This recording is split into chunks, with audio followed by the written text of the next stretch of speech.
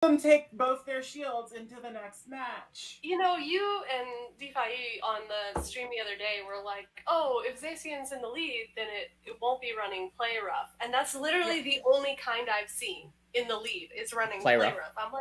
I'm like, why are you so rude? You didn't listen to the stream. Honestly, that one was running play rough. Like, well, AJ was saying, why aren't you so rude?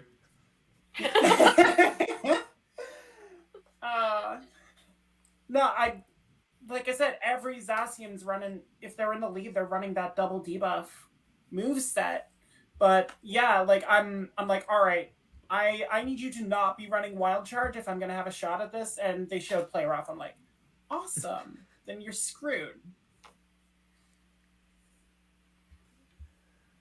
So I'm just sharing the link in a couple of servers. Sounds good. I alerted Girls at PvP that you were back online.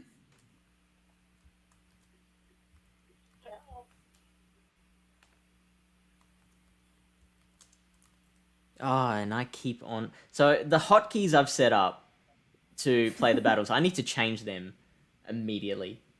Because like when I put an exclamation mark into things and when I tag anyone, I accidentally start battles. Yeah. Oh, that's why it keeps like happening and then going away. Yep. Okay.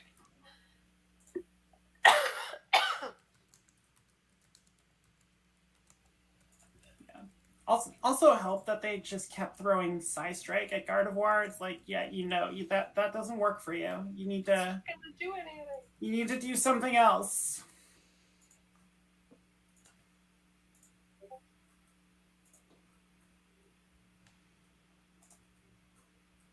One of my sets today, there was like I think it was like Melmetal kept throwing like superpower at Giratina, and I was like, why?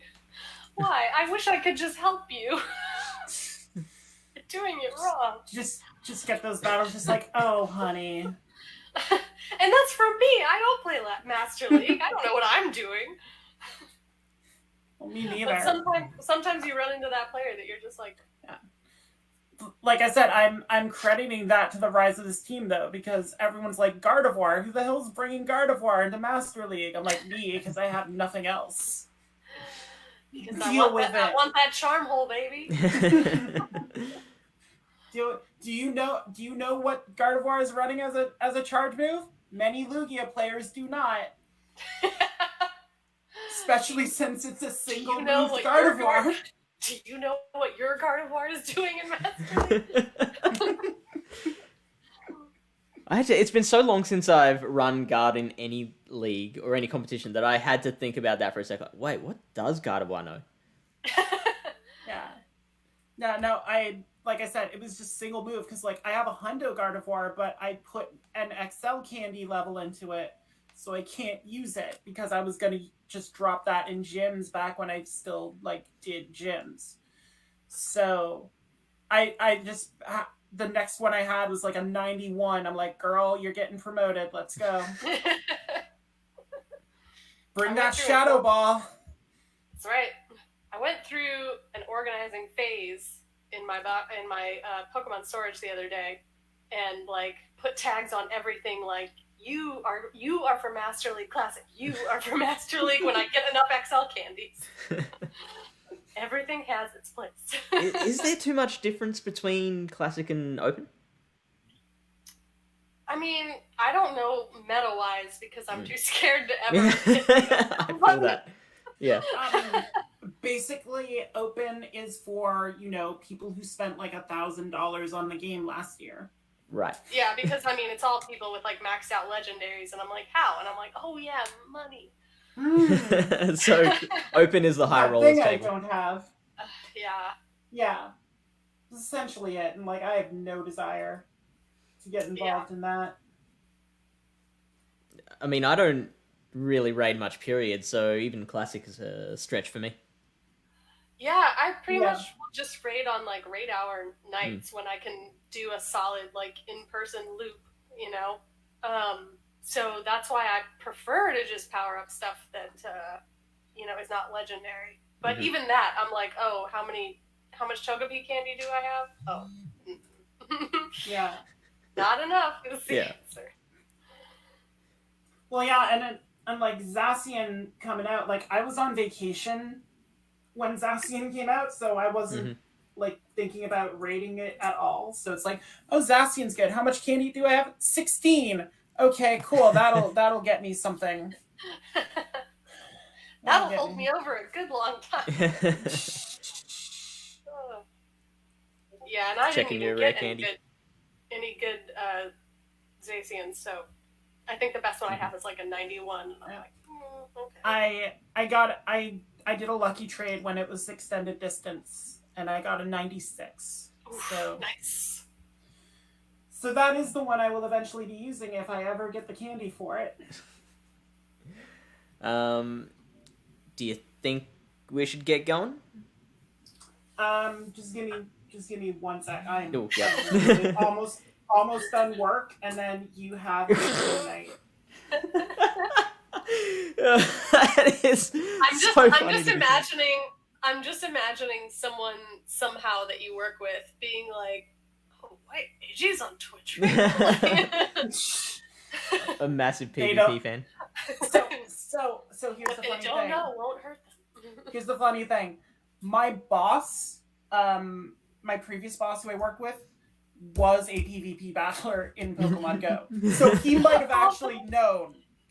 But he quit when he became a dad like a couple years ago. So now no one else who works with me does it. But I traded him a lot of PvP mons like back when I didn't care about PvP. I'm like, shit, I should have kept some of those.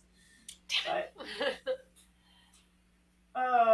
that looks good enough. Yeah, none of my in-person group does like PvP like I do, so I'm always begging them like, let me just trade you for garbage. It doesn't matter. I just need candy. Yeah, I mean, I have a couple now with Mystic Sparkle and Tifos, so and Mavis. So some of my teammates in Gymbreakers I can do stuff with. Tifos is the one who gave me the Zacian, so nice. Back before it was unlegacied, I wanted a Confusion Venomoth for a tournament, and I traded a shiny Cresselia to someone for it, who could not understand why I thought I was getting a good deal. Aww. And history proved him right. It's true. God. I really hope that you since have regained a shiny crest. I have, yes. It's been okay, good. It's been released so many times. I was like, please. Yeah, but say I'm raising up a shiny crest for Ultra because I didn't have one because my only one I kept for Great League. Luckily, I did not raise that one up, so I do have Brasnock Cresselia in Great League, but that is about the only thing I kept because don't have Regirock, don't have anything. Oh my god, are we live? Yeah, we've been live for like 8 minutes. Shit. I was just letting kind of as many viewers as possible kind of roll back in before we actually got into the battles. I thought you were at least keeping, like, shit, I would have not been working. No, it was important. You have to finish work. It was a great moment. Oh, God. I didn't know any of that was live. Now we're here. Now we're ready. Would you like to proceed? Yeah. Sorry to embarrass you, AJ. So Now you know what I'm like when I'm not on camera, and I just think I'm shooting the breeze. So No, sorry if I cost you the PG rating. oh nah, don't worry about it. We were talking PvP. It's all good. Yeah, I'm not it's even all on good. Twitch, OG. so I can't even defend myself in chat. So to refresh, we are 4 sets down. Spain is leading Canada 7 points to 5. We just witnessed, I think it was Tangent versus, who was the other one? It was Tangent and Sanjudigo. And next we will be moving into Fulcrum X versus Holden McNuggets. It is first to 25 points wins overall. So we still got a lot of battles to do. Don't go very anywhere. close. Yeah. Take it away, ladies. Good luck. Oh my Thank god, you. how do I even recover from this? Career is ruined. But no, this is good. I'm glad we can get back into this. I'm not gonna lie, I felt a little cheated by Fish's internet and electricity and general It's situation true. in Australia. I was having a lot of fun watching these battles and chatting it out.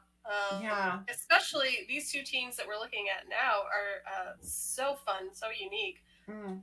Barbarical. What Barbar- even? Holden is going all in on some of these lesser known picks. Barbarical got a lot of attention early when Glacial came out. I remember people talking about it a lot, and then I saw absolutely zero. Well, here was the thing with Barbarical. Like, fighting was going to be such a vital typing to find, and a lot of people went to Polygraph instead. Barbarical has cross chop, so combine that with Fury Cutter for like your Zweilises and any other dark types that might drift in. Barbarical was thought to have a lot of play. However, there were certain things that Barbarical can't handle, one of which was the reason why I was so good in Glacial this year, because I could literally chop down a Barbarical before it even got to a cross chop. Dang. Yeah, it plays into this theme of like energy management, using the Fury Cutters to get up there. If you can get Stone Edges off with Barbarical, it can do a lot of damage against like a Beedrill, against a Rogue Flyer. And all the ice types. Yeah. Frostlats is not going to like that. Any cast forms are not going to like that. Abomasnow's not a fan either. Mm-hmm. And then Holden's also got Gallade on there, which Psychic was included as a type in this, but we didn't see a lot of like pure Psychic users, because we saw Malamar, who's more of a dark fighter, Mew, who's just like whatever the heck you want. That Swiss Army knife. Yeah, and then Hypno, who has the punches. So there wasn't a lot of like pure psychic damage to be found, but Gallade with Confusion and having Leaf Blade, that grass coverage that again proved so vital in a meta where there was little grass to be found. Yeah, and especially with Confusion like being such a slow charge, having access to a really like very quick move like that can come in handy for a lot of different matches. And close combat as well. So Holden's got two sources of fighting damage here. Problem is, it's not going to be very useful against Fulcrum's team, because there's only one target for that fighting damage, and it's Zweilis, who just chews through things with Dragon Breath. So this is going to be a very tough matchup for the Canadian to try and pull back some of this lead that Spain has built up. Fulcrum's got a very solid team, a meta team. We haven't seen a lot of Whiscash yet on the stream, and like again, I'm gonna spoil all my Glacial stuff because whatever, it's a past meta. But I mean, I ran Whiscash. I love Whiscash just for the same reason why Walreign's gonna be really good in Sylph. Ice and ground can hit so many different things without being resisted. Cash Daddy just does not care, and like I landed so many blizzards on Zweilous, on opposing Whiscash. I ran Whiscash on both of my Glacial teams for the tournaments I did, and it definitely comes in handy to have that really fast pressure with the Mud Bomb, but it also really helps to have that nuke and blizzard. Anyway, we've been talking about matches so much, Kaz. We should actually see some matches. Yeah, let's get into it. Everyone's been waiting. God, let's see something. We got Mew on Frostlast. This sucks for Frostlast. This really does. This is sad. Look away, Frostlast. And we can see that it doesn't have Flame Charge, which was the recommended move, but it has that really quick Dragon Claw. But as we've already seen, if anyone remembers from the previous stream we did today, that if you get a couple Wild Charges built up, that thing can go to town. And we see Fulcrum again rocking that Wild Charge Dragon Claw variant on Mew. Seems to be a popular pick for the Spanish side, having Dragon Claw as that quicker charge move. It does get the shield out of Frostlast, because a lot of people who face Mew are expecting Flame Charge, because Mew was only sources of fire damage. And Fulcrum's putting all his shields into this Mew. Yeah, he wants this lead win very badly. He can't afford to let like a Gallade get on Poliwrath or anything like that. Yeah. So Dragonclaw is going to take out Frostlass. Holden's going to come in with Beedrill. Now possibly thinking, yeah, he's got to shield this Wild Charge. You have to assume Mew's on Wild Charge. And Frostlass comes in for full. Frostlass without shields, it hurts to see. It hurts, but Frostlass can tank a Drill Run, and I'm not so sure Shadow Beedrill can take an Avalanche. No. That's the big problem here. Like, that's Frostlass's power in these metas where she gets a chance to run without fear. Yeah, if you let Frostlass build up any energy, it's gonna come back to hurt you. Yeah. Now Gallade's gonna get the farm down. Frostlass doesn't get the Avalanche off. This is still a very good situation for Fulcrum. An unshielded Gallade. He still has Mew.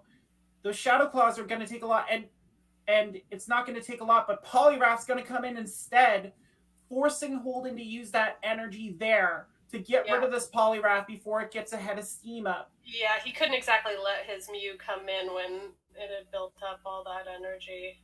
Yeah. But Fulcrum does get his Poliwrath out of the way, gets the Mew in. And I think he might have overcharged a bit because they were both at moves, but the Mew just gets there first. Yeah, but Gallade survives a Dragon Claw. That was an overtap. Yeah. That hurts. That psychic fighting typing doesn't love Shadow Claw from Mew. Nah, and you know you're getting Shadow Claw from Mew, like, every time. So, that hurts. Fulcrum takes game 1 from Holden. Like, we saw getting switch advantage was very, very key. Getting the alignment necessary, because, I mean, if Holden won that opening battle, that Mew versus Frostlass battle, Gallade's on Poliwrath. Beedrill didn't really have a spot, but like Gallade just dominates Poliwrath so much that Gallade would have built up enough steam to take out a lot of other things. So yeah, exactly. He knew he had to put all his shields into that Mew to keep it from to keep that alignment going. Yeah. So let's see what Holden brings in game 2. To try and counteract this, we have Beedrill on Mew in the lead, and now Holden knows exactly what Mew's got. Beedrill comes in on the mirror, but here's Gallade. This is what you wanted Psychic for, because that speed is fragile. Like, Gallade, and now Gallade can just farm down. Yeah, I mean, it's going to shield an X-Scissor, but Gallade's going to have a lot of energy to throw at that Mew, or whatever Fulcrum brings in. We see Fulcrum's got Frostlass in the back as well. But that's just an absolute blowout there. And we're probably going to see double Leaf Blade out of Holden to try and peel shields away. Yeah, there's one. Fulcrum's going to hold on to it. Leaf Blade doesn't do that much. Gets the second off. That's huge. Yeah. He's going to have to shield this one. Yeah. He's got to shield, got to keep some level of health. Yeah, if he wants to protect all the energy he's built up for whatever's in the back. Yeah. So which we do see he has Melodic in the back, Holden does. And brought in to try and counteract all of the all of the ice and water over there. Yeah, and he didn't reveal it yet, keeping Beedrill, and he's going to try and get this shield here with a Drill Run. And that was no hesitation from Fulcrum there. Well, because like we just talked about, if you let Frostlass get some energy, she can really wreak some havoc. Yeah, but against Milotic, Frostlass has to go for Shadow Ball with those ice types resisted. And Milotic's just so tanky, takes that Shadow Ball like nothing. If it can get to a Surf here. Yeah. This might be enough here. For Frostlass, I think this might just barely... Oh, she survives. She's alive. Can she get something? She does. Is this going to be enough for melodic though? No, and it's an undercharged avalanche out of Fulcrum. Oh wow, that did more than I thought it would though. Yeah, clearly wanted some farm for the Mew to try and get the wild charge off on Beedrill here. Will Fulcrum get it? Yes. Yes. And this will definitely take out the bee. Yeah, I mean we've seen Shadow Beedrill has the structural integrity of a paper crane. The wild charge more than enough, and just very well done by Fulcrum there, realizing the situation, not letting that possible free energy go to waste, farming up on the melodic. That's a really clutch call there. Yeah, that was a very good call. He definitely really knows when he needs to throw up those shields to protect all the energy that he's stored.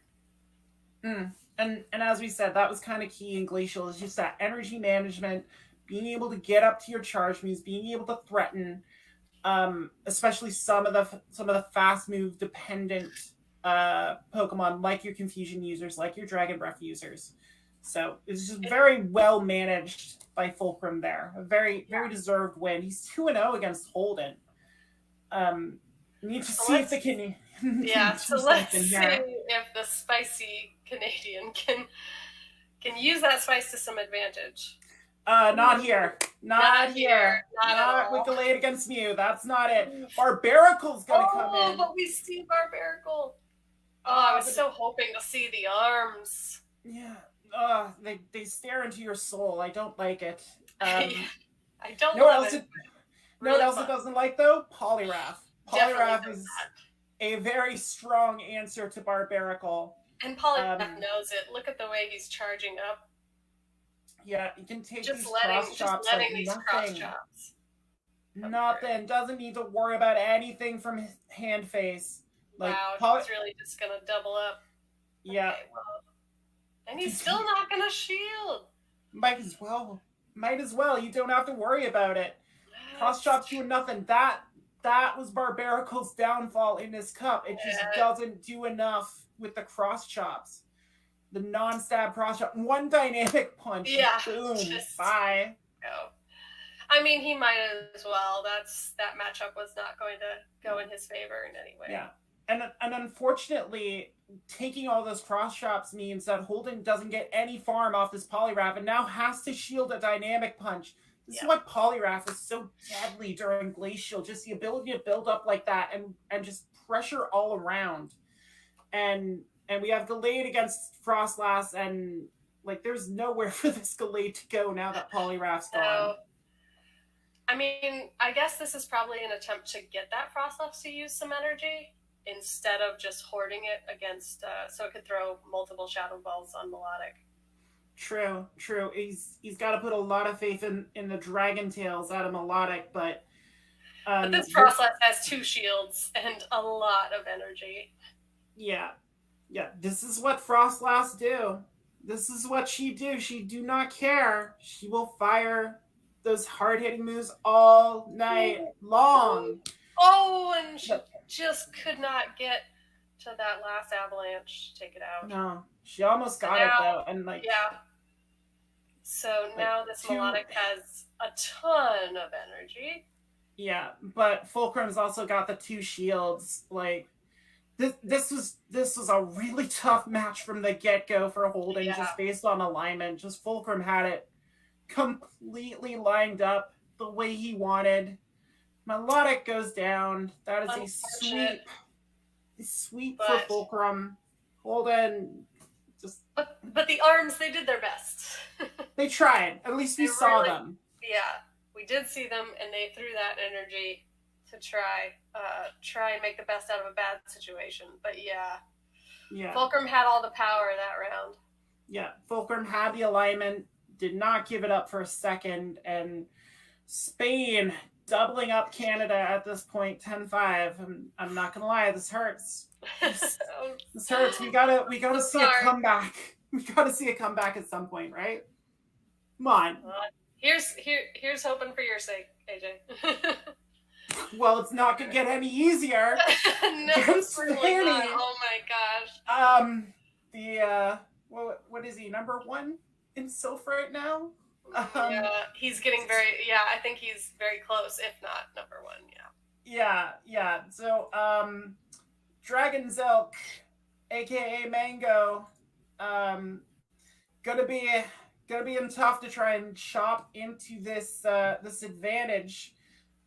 We see Malamar on Vanny's side, aka Squiddy. Squiddy! Yeah. I see a lot of really interesting potential matchups here, and I really actually like Kingdra on Dragon Zelk's team against Vanny's team. And we did see earlier that Dragon Silk really liked running that double dragon setup, because a lot of people have an answer for Zweilous. They may not necessarily have the answer for Kingdra. You can handle 1 Dragon Breath user, but can you handle 2? I could. Is that a reference to my your charm?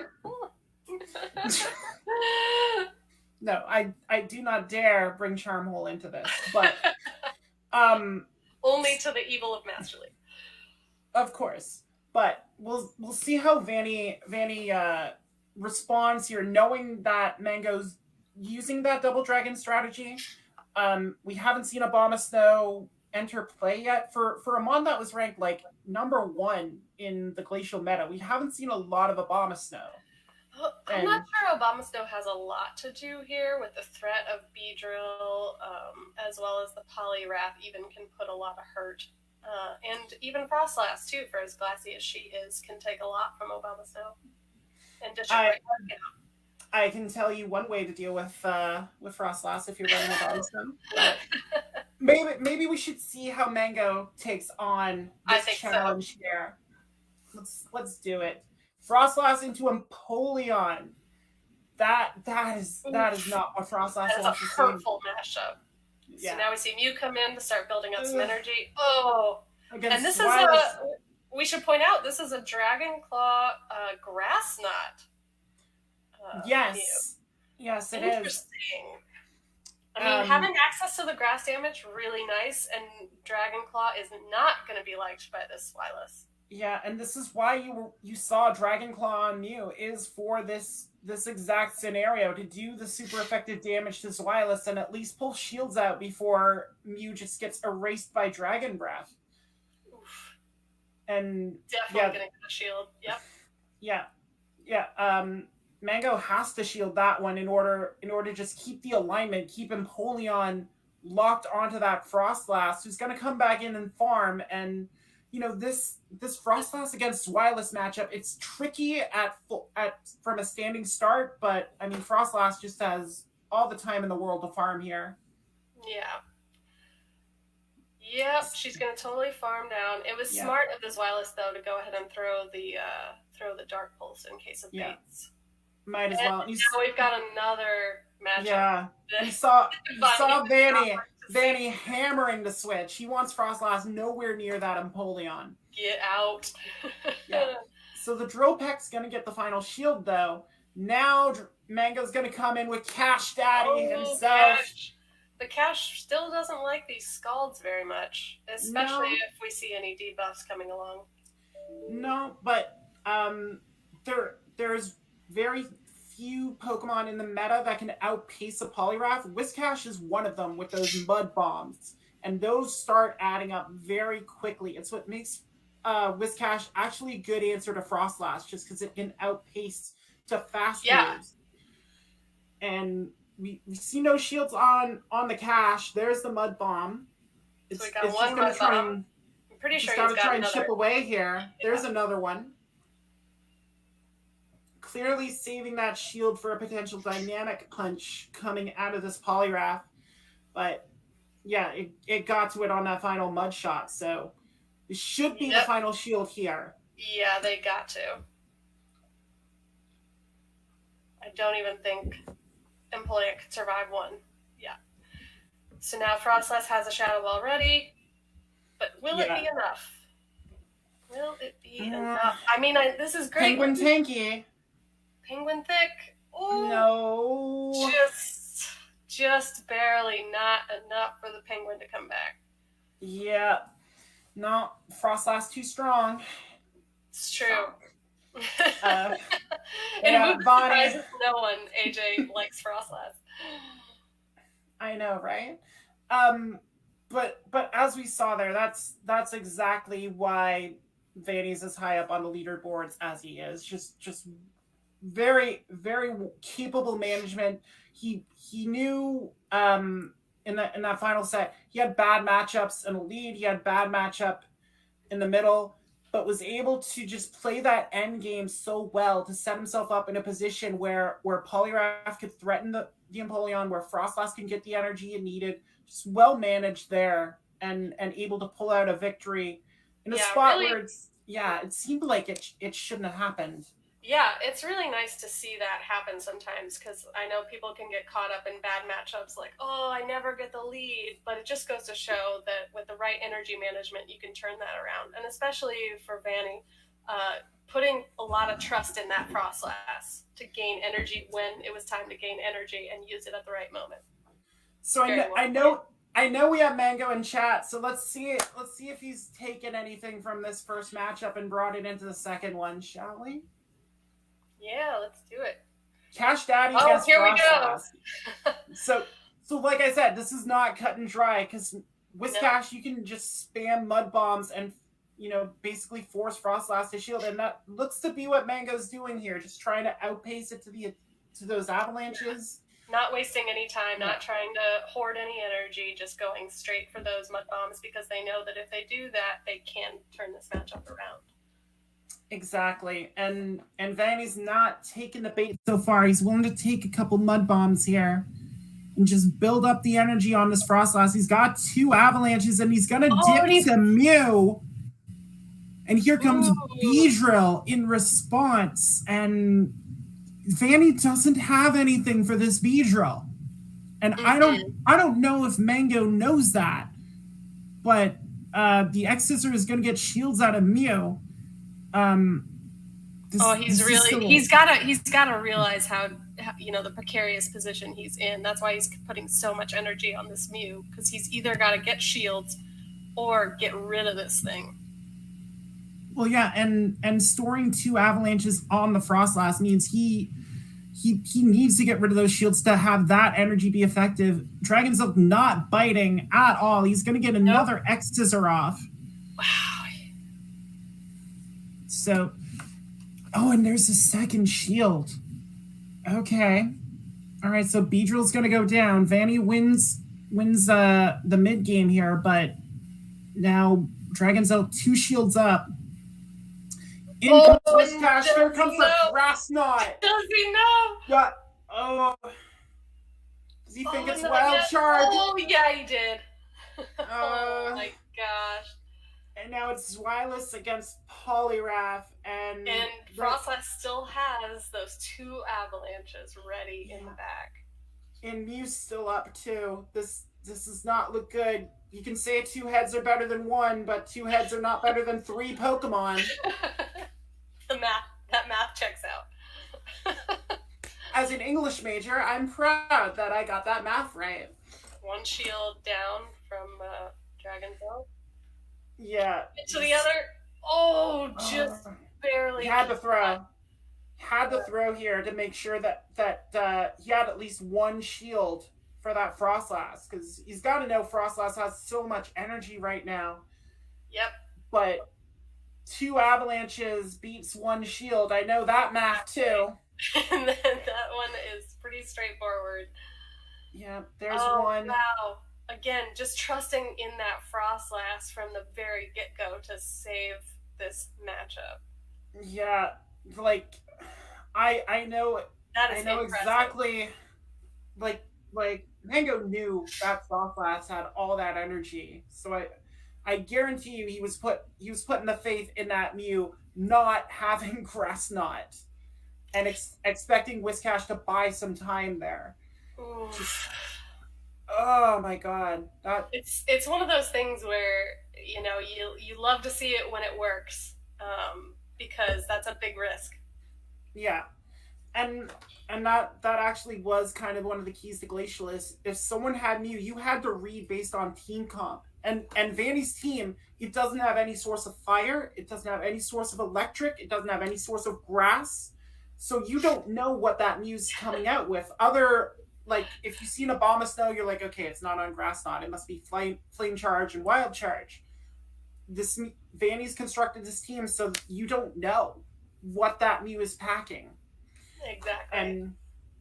And that's the reason the Mew is so dangerous in this meta, is because as much as, certain movesets might be recommended, you can always run something else that's going to throw people off, like it did here. Like a Razor Leaf on Abomasnow. Let's move into game 3, shall we? Zweilous on Poliwrath. A hurtful matchup, if ever there was one. Yeah. I mean, this is dependent on shields. Like, Poliwrath's got to be able to get those punches off, and Zweilous has to avoid them. So no shield on this first move. It's going to be Body Slam, but exactly. Yeah, and Poliwrath can take one of those, but Dragon Breath still absolutely chunking away. Yeah, and here comes the Dynamic Punch. We'll see how much stock Mango puts into Zweilous. He gets the shield. Frostlass is in. Here comes Empoleon. And this is a bit more favorable for the Penguin when, it's coming in fresh. It knows it can take a Shadow Ball at that range. Yeah, from the beginning, but he's still going to shield it just to be safe. Yeah. But now, it makes sense. Now Vonnie has these 2 shields and a Frostlass. Mm-hmm. But he's going to let it go. He's going to let Frostlass go. I mean, he's got shield advantage now, so... Yeah. He can bring in his own Zweilous. Yeah, and Zweilous resisting this water damage is probably why we see it instead of the Poliwrath coming back in. Well, Poliwrath is really worried about Drill Pecks, so... which Zweilous still has to worry about a little bit, but in the meantime, it is heavily resisting that waterfall damage. Yeah, and with no shields, it can just go straight for Dark Pulse here, and that might be enough to take out Empoleon. Let's see. And what else you got back there? Oh, your own Zweilous. Yeah.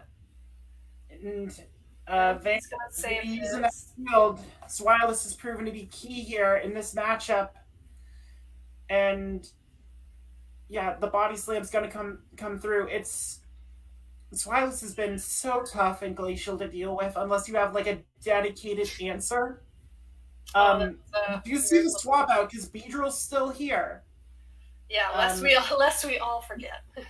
And it is going to take out Zweilous before it gets that Body Slam off. That is actually huge. Very big. That gives Beedrill a fighting chance against this Poliwrath, and it just has to go for an X-Scissor here to eliminate the Frog. Going to come through, and can the Bee survive long enough to turn this matchup around? Mango doesn't have a Shadow Beedrill. It holds on. It holds on. It gets the and it has to use its energy. Well, this is a win here, Chaz. Oh, yeah, I forgot that there was... I thought he had swapped earlier into some... So Mango pulls a game off Vanny in game 3. Very super close, exciting game.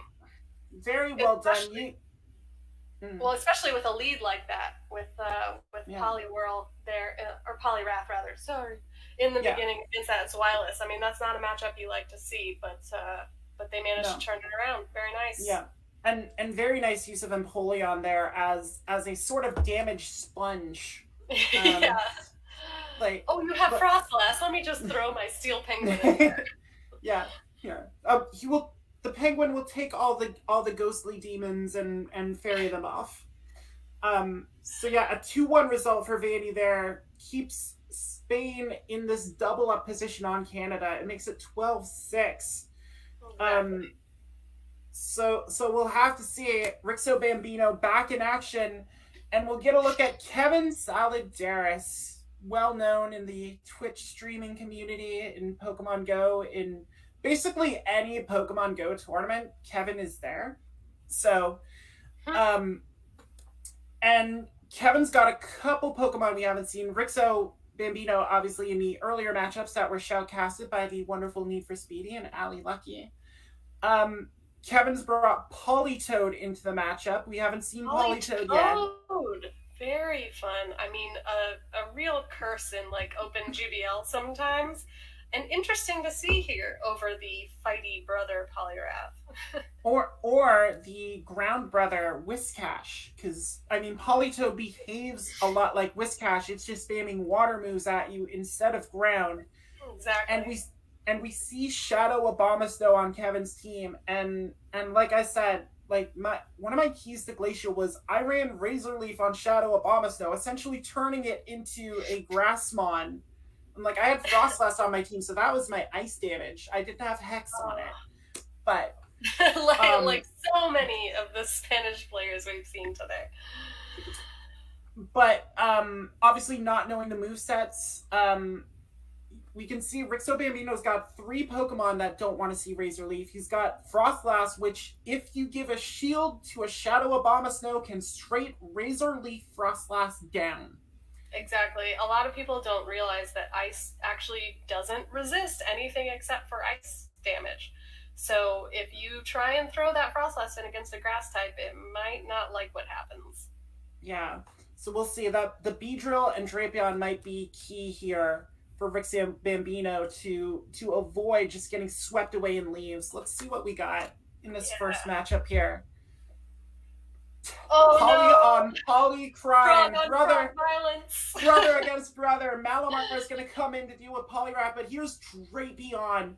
Oof. And Malamar can't do a lot to this thing. These crunches are neutral. Yeah, they're neutral, but Malamar is not very tanky, so it's not going to like seeing a lot of those. No, it can take 1 crunch, but it doesn't want to do any more than that. Yeah, and on the opposite side, Drapion does not want to see a superpower from Malamar either. No, and maybe that's why Rixo shielded that first one. Foul Play serving as the bait here. Kevin's going to get this superpower off. We'll see how much it does to Drapion. It's not much because it's neutral. Yeah, and now it's got that debuff to deal with. Malamar wins CMP against Drapion, though. Gonna get to another one, and even with the debuff, this might be enough. Yep. Oh, no, it's not. No, it's not. 1 HP. Oh, Rixo bailed out by the dream. Oh, and Crunch takes out Malamar. Now it's gonna get some farm with Beedrill. That's a lot of wasted energy on that Drapion. Beedrill's coming. Oh, and now we have B-on-B violence. the family confrontations here in this matchup, very, very strong. Beedrill's not Shadow on Kevin's side. Rixo's is. And that drill run lands. Yeah, and that's gonna hurt. Come on, you got those shields. Yeah, Kevin's going to use one here. It makes sense. You just saw how much Drill Run did. Here's Poliwrath. And Poliwrath's going to have to take a Drill Run as well. Yeah. Which it can do, but it doesn't want to take too many of those poison jabs. No, and with Politoed in the back, it's imperative for Rixo to protect. Catch something on that Poly, but yeah, now we have the frog violence. Yeah, and that might have been a but tell. Essentially, yeah, I mean, essentially he had to throw the Poly Toad back in here to soak up some of these moves from the Wrath so that he did not have to. This is what you want to do. You want to... I don't know if Kevin wanted to show the move or not, but it's Earthquake, and it almost takes out Poliwrath. But it's going to get this Dynamic Punch off. That will take out Politoed. Beedrill's going to finish the Wrath. It has a shield, and Kevin's going to take this first game, but I really don't think he wanted to reveal Earthquake that quickly in this matchup, because I think it was a risk he had to take to try and get that Poliwrath out of there before it could farm up too much energy. Well, yeah, like you only want to bring that nuke out if you absolutely need it. Kevin did need it to get that first victory there. But now he's lost the element of surprise in future matches. Yeah, and I wouldn't be surprised if we see Gyarados coming back in, knowing that Politoed would be absolutely struggling against the Gyarados. So we'll see how Rixo adjusts here. Kevin picking up that point. We got Melodic against Polyrath. Snake on frog. Instant swap out to Malamar again. This time Rixo's going to stay in a little bit. Because Polyrath doesn't have a lot to worry about the fast moves. It's all like Psycho Cut doesn't do a lot. Yeah, even though the damage is technically super effective, it's just not a move that's going to get you anywhere. No. Kevin gonna throw this foul play again on Drapion. Trying to do that bait again, but not. Rixo learned from last time. So and now gonna do it again. Yep. Oh, this is Malamar's bread and butter. It's just these superpowers, but Drapion can tank them pretty easily. And throw moves right back in Squiddy's face. Yeah, Squiddy's going home here, I think, on this crunch. Yeah. And he'll preserve his shields for use in this matchup. Oh, yes. Melodic with that Dragon Tail chunking away can potentially farm down for some good energy. Yeah, and really being able to threaten the backline for Rixo here. And we do see that Gyarados has entered play on his side. Exactly. So we'll see. Kevin wants to bring this Beedrill in immediately. Real bad. In comes Polyrath. Here comes Gyarados. It's a Dragon Breath Aqua Tail Crunch Gyarados. And Gyarados also knows that this Beedrill has nothing that can really damage it either. No, exactly. He's going to save his shields. Yeah, it can take X Scissors like a champ. And just let Dragon Breath chunk away. Yeah. Although it should be noted, Gyarados is pretty glassy, and that X Scissor did a surprising amount to me. A little bit. But, flying types being at a premium in this meta, there's not a lot that blanks Beedrill. And Gyarados is one of them. Like just Beedrill can't do anything to flying types. We're gonna see the Aqua Tail come here. Kevin's protecting. Is gonna throw up both shields on this beat. Yeah, protecting hard, trying to work the switch timer.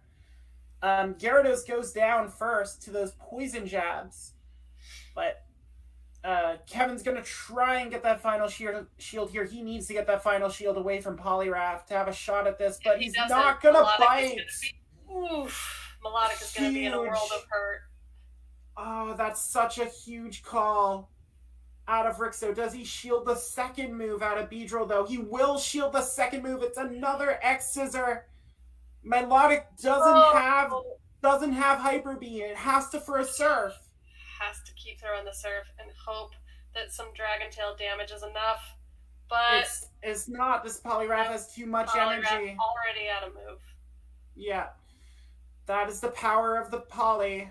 Dynamic Punch takes out Melodic, Beedrill at 1 HP, and Nightmares. Power. Yeah. Very strong performance. That is exactly what Polyrath is capable of in this meta in one match.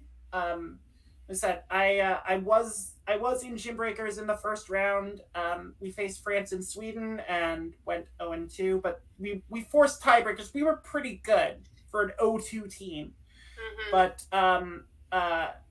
But Sweden's top player, Galax Bolton, decimated me with a Polyrath. It was not even close. The energy management was so precise on that Polyrath, I literally couldn't do anything. In a lot of ways, I feel like it can be a lot like Frostlass,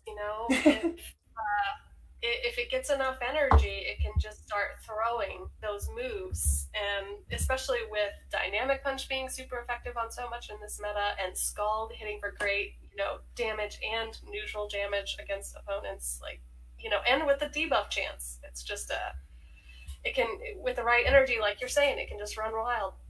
Yeah, and we saw in chat, Alienora was touting the Frostlass Poly Core, which worked pretty well for people when they had it going. We'll see if Kevin can respond in this rubber match between the two battlers. Once we get it up, we have Beedrill on Drapion. This is interesting because all the poison. Yeah, it's all resisted, so it's going to be Yeah. crunch against whatever Kevin decides to throw from that bee. Bee is fragile, but it can take a crunch. It can take the first crunch, no problem, but no defense drop. Cannot That's the big thing Kevin needed, was no defense drop. Not even, and he's not even playing around with this speed drill. He's going to go straight for that drill run. Yeah, that will get the shield. Can he get to another one, though? Well, he's going to have to shield this crunch if he wants to. Yeah, if he wants to even try, he's going to have to throw a shield, which he does. Yeah.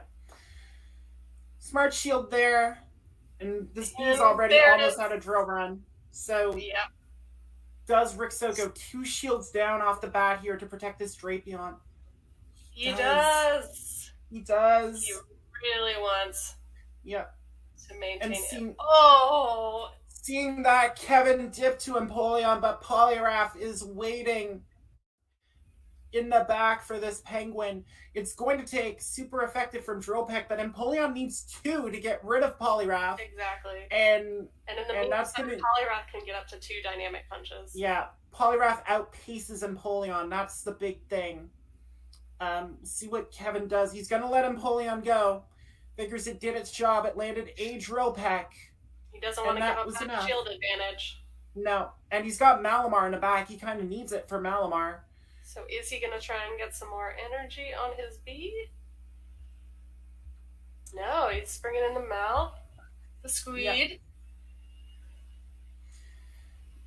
He's going to take the first dynamic punch. It's neutral to Malamar because Psychic and Dark cancel each other out. He's trying to farm, and he just does it with still maintaining his shield advantage. My goodness. Very, very smart situational play there from Kevin, making sure he wasn't spooked into giving up that shield early.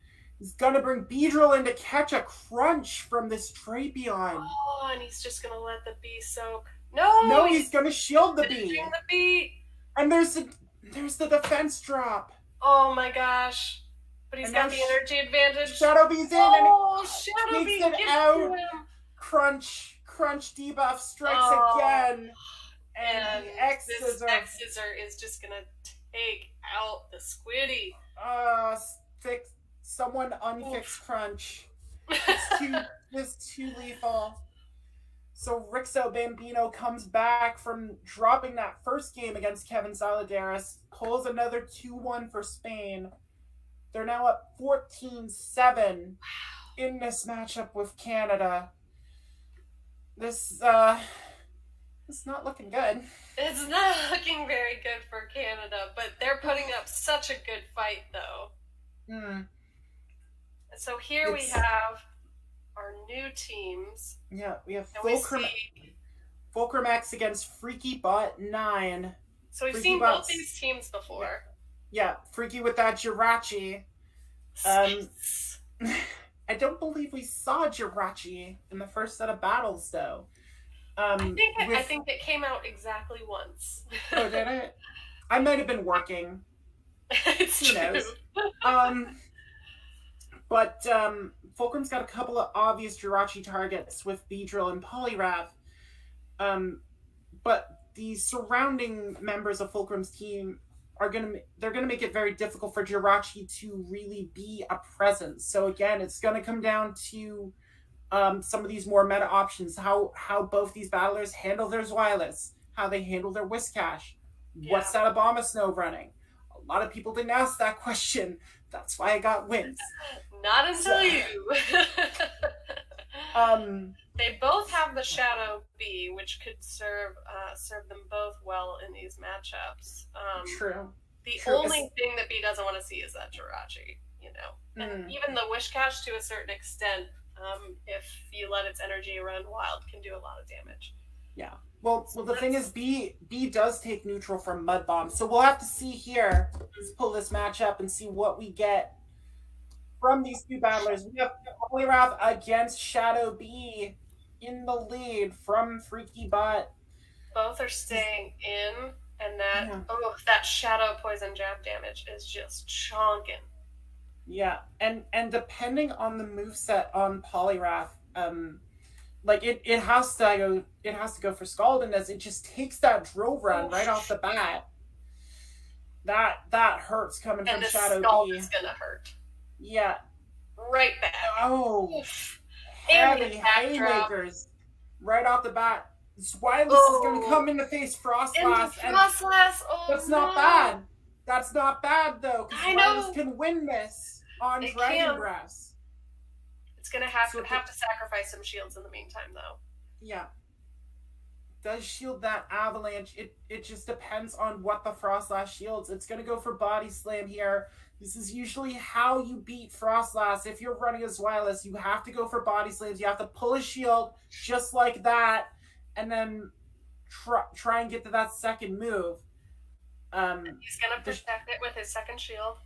Yeah, he kind of has to at this point. All in on the Zwei. Yeah. And he's going to gain some energy. Oh, it got there! But he let... You have to throw that Body Slam. You gotta. You don't get to the Dark Pulse in time. And Zwilus goes down. FreakyBot does have a Bomb of Snow in the back, but if it's running Powder Snow, it's not going to be able to do much. Which it is. Yeah, it is a Powder Snow, a Bomb of Snow against Mew. And this Mew, I don't remember the moveset that was revealed earlier. I believe it's a Dragon Claw Wild Charge Mew, if I recall correctly. So, I mean, this Mew's not going to be able to do a lot to Shabama, but yeah, there's the Dragon Claw. But it's still going to add up. Shabama's not tanky. Oh. There's a second one. And just all this spam coming out of Fulcrum X is just going to be too much. Shabama goes down. B's barely alive. Mew puts it out of its misery. FreakyBot maintains a tight dance to keep all three Pokemon at the end of that match. So intense. Fulcrum just, again, energy management so key in this meta. And we saw there, Freaky went for the Dark Pulse, didn't get it. And that ended up deciding the match. He had to throw that Body Slam against Frostlass. Yeah, exactly. So key, that energy management. It could have flipped that entire matchup, and yet he let that Frostlass get to that avalanche, and then with shields down, the rest of his mons could take over. Exactly. We'll see if he adjusts here in game 2. Try and pull this one back. We have Beedrill against Mew. Slightly better with those X-scissors. Frostlass comes in for Fulcrum. Lapras is in as a response, and Lapras is a much more formidable foe for Frostlass. Yeah. Lapras is thick enough to take one Shadow Ball, maybe even two, since it came in afterwards. This is tough. If I had my plushies out, I could actually recreate the battle if the feed goes down. That Shadow Ball does hurt. Does hurt. But cannot take another one, but no. Frostlass is going to have to face a Surf first. Yeah, exactly. And with that Shadow Ball coming out from Frostlass, Lapras actually outpaces it to Surf in that scenario, and it does send the Snow Spirit away. So, see what Fulcrum decides to bring in here. It is the Mew. We are aware. Yeah, and we are aware it does have a Wild Charge. Mm-hmm. So, Lapras just going to try and fire off as many of these Surfs as possible. Does get a shield. That's a nice get. At this point, that Mew's going to farm down and bring in all that energy to the next matchup. Exactly. And Freaky's going to have to choose which one he wants to put it on. He's going to bring in a Bomb of Snow. Well, we know there's not a whole lot that this Mew can do to that Obama Snow. No. And Mew's going to stick with the Dragon Claw here. Freaky might have figured out that this Mew is not running Flame Charge. But he's going to have to start shielding eventually. Oh, he's not. He's just going to let it soak. No need to shield Dragon Claws. Shadow Obama doesn't. Polyraph's in. Ooh.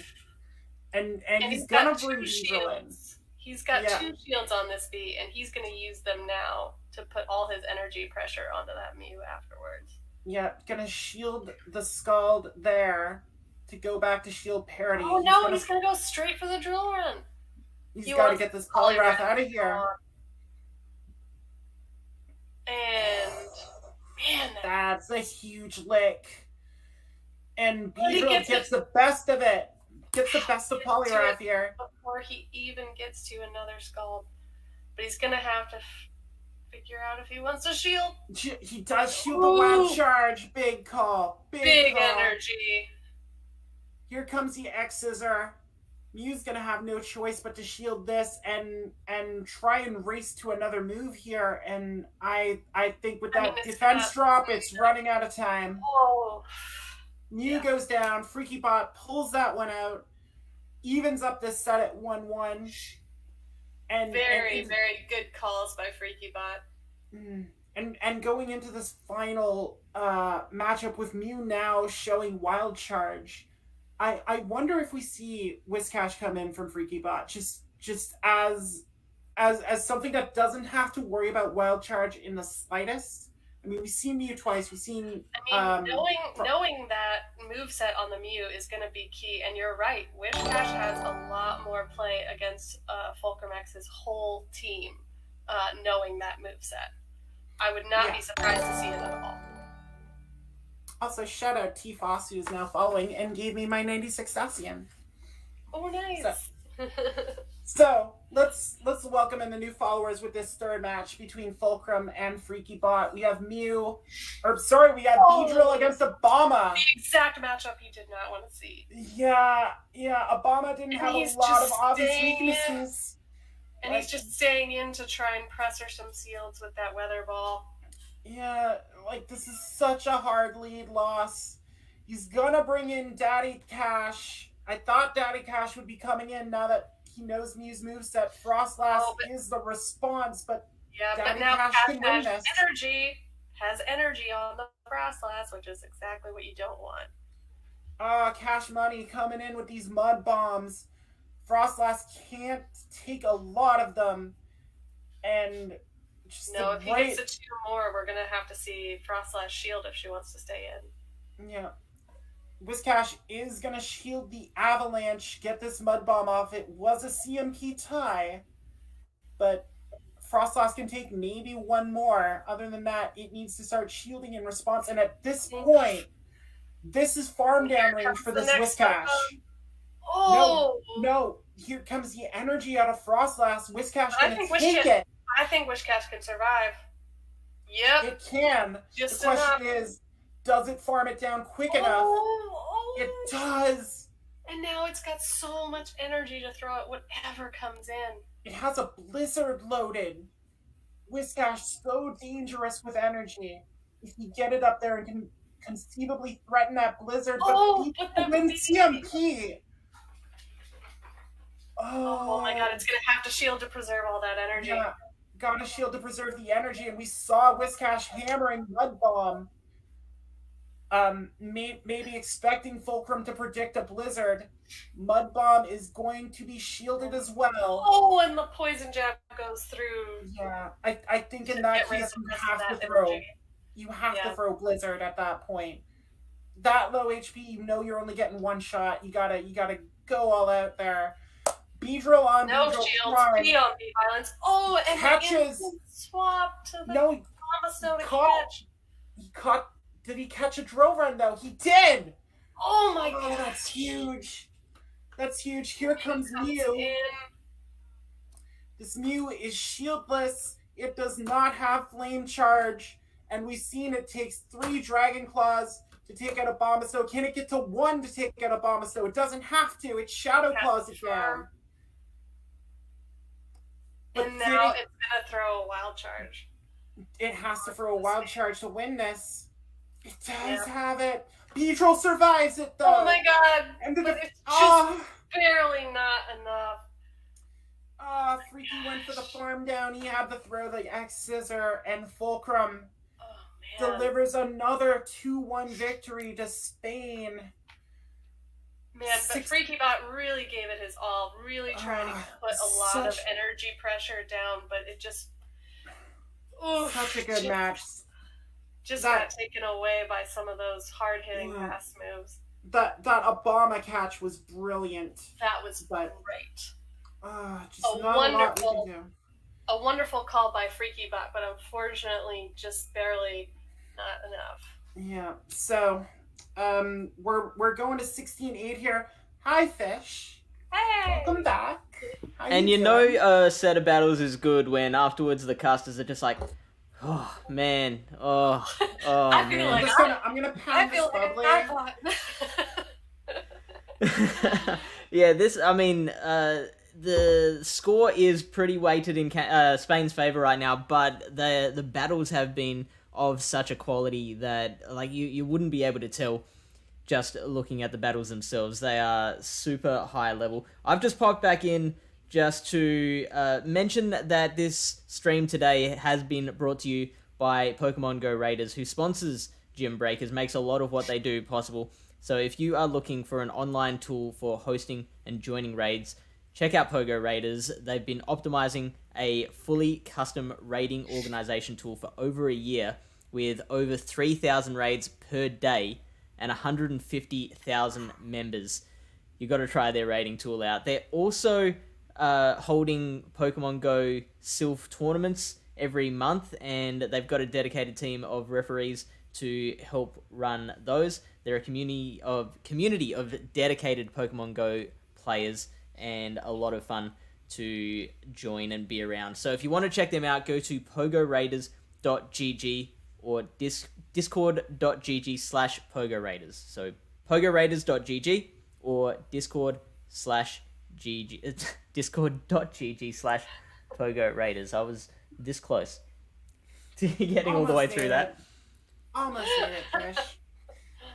We appreciate the sponsors here.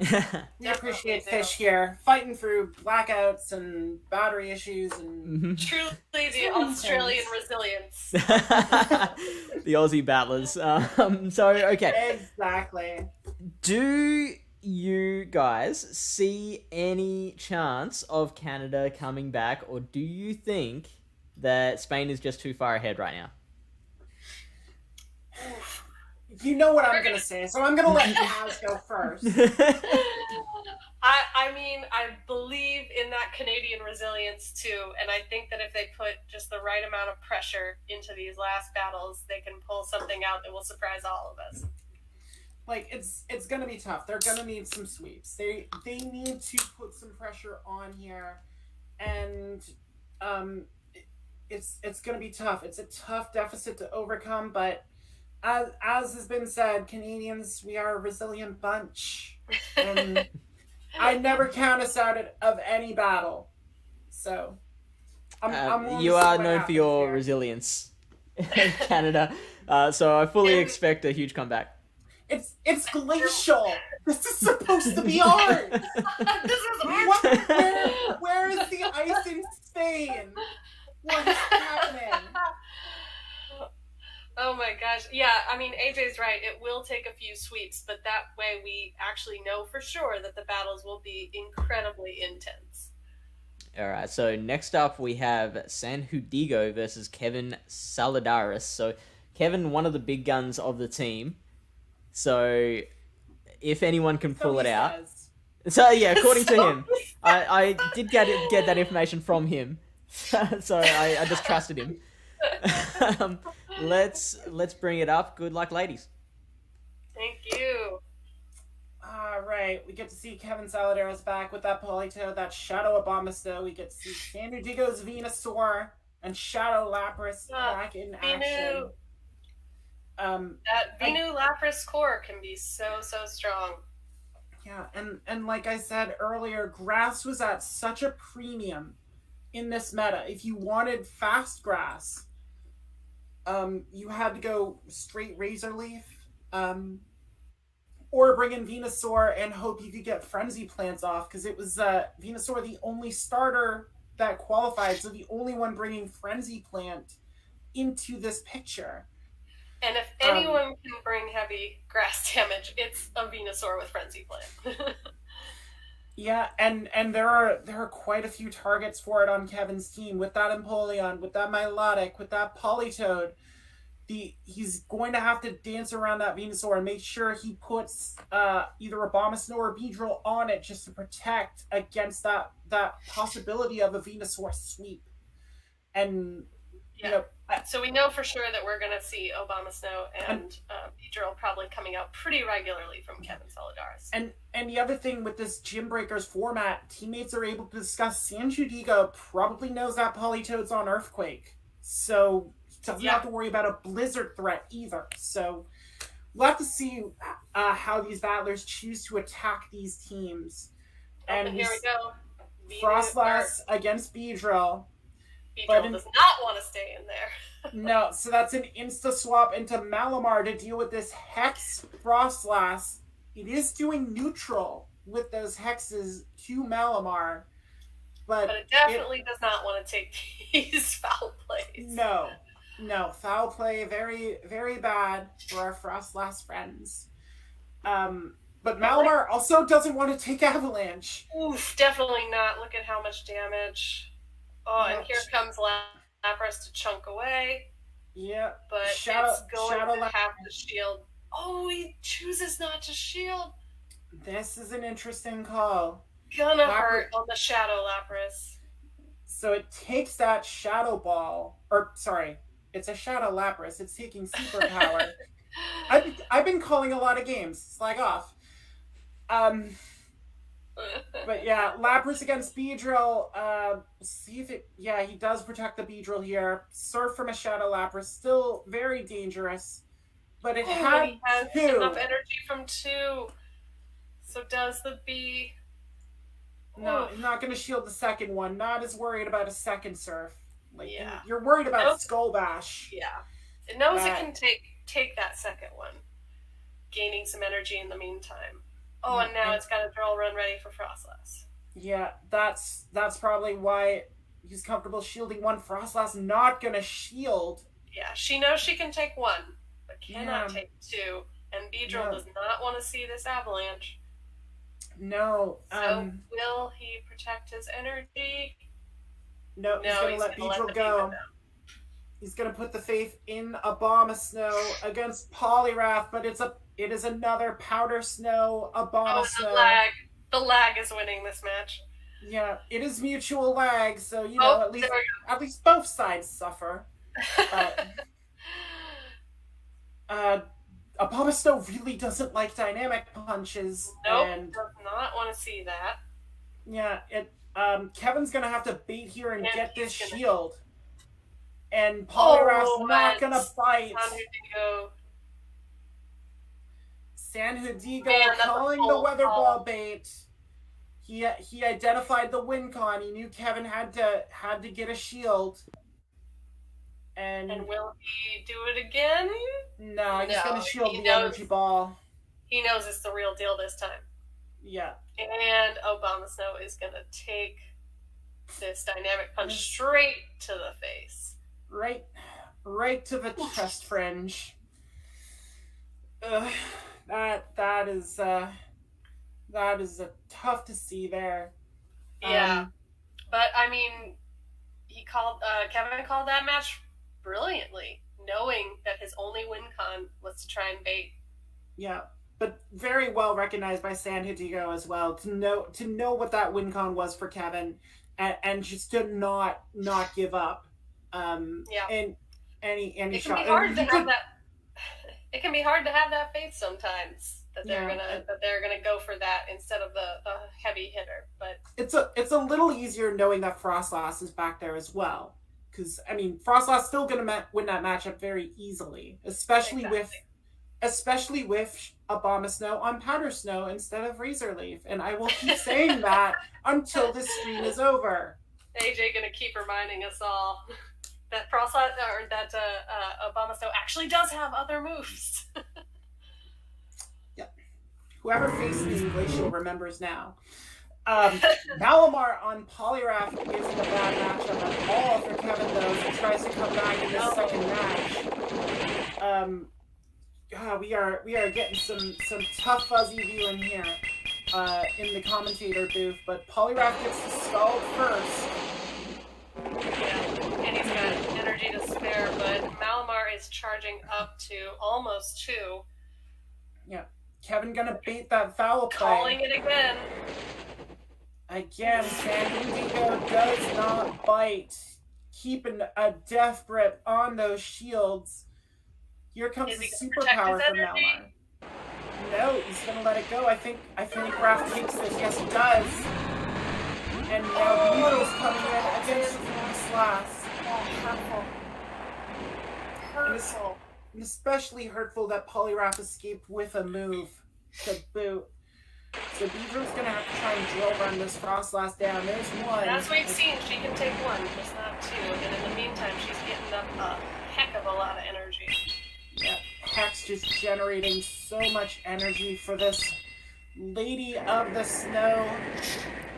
Avalanche crushes Beedrill. And that... Oh, that hurts to see. Yeah, and Kevin's just left with some difficult choices here. Malamar's going to come back in. Into an avalanche. Straight Yeah. away. Just He's got have the to shields. expect that. Nope, he's letting it gonna go. let it go. He's gonna let it go. He must be assuming Lapras is back there again. And he's putting all faith in Abomasnow here, but Frostlass got another avalanche off. So that's the first shield, and he's got to know Poliwrath has Dynamic Punch. So here comes the second shield. He's got to. Yeah. He's got to protect that energy. He knows Poliwrath doesn't have to. Yeah, Not this time. He's got to protect Abomasnow. It's just only Mon left. Yeah. And now it's going to be Obama against Lapras, but Lapras has 2 shields. And this is not a favorable position. Essentially 3 shields with that Frostlass still standing as well. Exactly. Kevin does get a shield on the Weather Ball. He's going to need a lot more of those if he wants to pull this one back from the brink, because those ice shards from Lapras are adding up. He's going to go for it here, betting that Sanjudigo doesn't shield and he doesn't shield. Oh my god! Oh, beautiful play there by Kevin. Knowing that the mind games were in full effect and that the bait was what Sanjudigo was expecting. Sanjudigo got bit by his own hubris there, thinking Kevin was gonna bait one more time. But that shadow energy ball. If I were in his shoes, I might have thought the same thing. Oh, he's got to bait me to win. Oh, he's got to bait me to win. That's the mind games that you can play with those really spammy mons. Oh my god. I've never seen Lapras deleted like that. Like Thanos snapped out of existence. Does it hurt you in your icy core? Yeah, but it was a nice Pokemon that did it, so I don't feel as bad. Ice on Ice crime. Ice on Ice crime. We've seen a lot of family crime, I feel like, in this game. Yeah. So let's see here. Can Sanjudigo recover from that in this third matchup? I don't know. I'd be out of So slush. we have another Squiddy on Prague to start. Yeah, and as we saw, Malamar has to rely on superpower to win this matchup, but Poliwrath can just do as it pleases. Just throw Scalds all day. All day. Yep. Malamar takes the first one. Scald does clap. Oh, I'm going straight for the superpower this time. Not even going to play around. And will it dip out? No. Oh, he caught the superpower. Catching the superpower on Frostlass. Oh, wow. That Brilliant. is big. Brilliant play, and now this Malamar can't do anything to this Frostlass. Well, and Kevin's letting it go for the most part. He built up to another wow. move. He did save some energy. Yeah, Beedrill does not want to face these avalanches. No, that Malamar does have a move bank. That might be key. Later on, Beedrill's going to take the first avalanche. It kind of has to. The second one, though, is going to get the shield. Kevin wants to get this drill run off. So, there it is. Does Frostlash shield in return? No, it does not. Let it go. And that's going to hurt. Frostlash goes down to the poison jabs. So Kevin... And now Lapras can come in and farm. Yeah. Lapras is... not before there's an X-Scissor. Yeah. Lapras getting those ice shards off, but... Yeah. I mean, every little bit of damage helps. I don't think Kevin can rely on hitting another energy ball like that. Here comes Shabama. And he's gonna try, though. No, he's gonna build up to Skull Bash levels. And Kevin's going right for it. Ugh, but Sanjudigo not gonna fall for it. The benefit of 2 shields, but he catches the superpower on Poliwrath. Ooh. And Poliwrath goes down. And now Lapras has gained even more energy. Yeah. Yeah, still has a shield. He's going to try and beat Kevin at his own game. He's going to bait the Surf here. Oh, and Kevin doesn't bite. Calls it. That's a big call. Wow, huge call. So now he's got to throw his other Surf. He's got to get rid of some of this energy. Yeah, and Obama has to shield it. So, big call there, but I mean... In the end, just smarter for Sanjudigo to go straight Surf, and that is exactly what the Spaniard does. 3 Surfs, and Obama's out, and Sanjudigo delivers another 2-1 for Spain. Oof. Oh wow, just so much happening in that matchup there. Like I'm gonna take a second. Calm myself. There were just so many mind games at play with the mons we saw. Energy usage was always going to be key, and both players from Spain and Canada knew that and played it really effectively against one another. In fact, I don't think they played it the same way twice in any of the matchups that we saw. No, and Sanjudigo commenting in the chat, in his defense for that energy ball that his Shadow Lapras just ate. He believed that Kevin was going to hit double energy ball before he got to Skull Bash. I don't think Obama Snow could have really gotten there, and by that point the ice shards would have added up. I think Surf might have been enough, but I mean, still an amazing thing to see. It's still an amazing battle. It's just, whatever end you're on of that, throwing a move and hoping that they're just not going to shield out of that, that mind game that you have on them, and seeing that land, incredible feeling. Being on the other end of it, sometimes it's hard to be mad. It's like, well, you done called me. Exactly, and we'll get to see Sanjudigo in action again as Tangent 444 steps to the plate, bringing that Mantine, the darling of PV Poke, our C Flappy, as my roommate so affectionately refers to Mantine. Truly, that is the greatest name for Mantine that I've ever heard. Of course. C Flappy. Well, C Flappy's going to get a lot of work in because nothing on Sanjudigo's team resists flying. So, and I've seen people playing with Aerial Ace Mantine in this meta. So, if Tangent's doing the same thing here, Sanjudigo is going to have the same problems that Tangent's earlier opponent had in this matchup, and I have to go back because I didn't actually shoutcast those ones. It's true. But the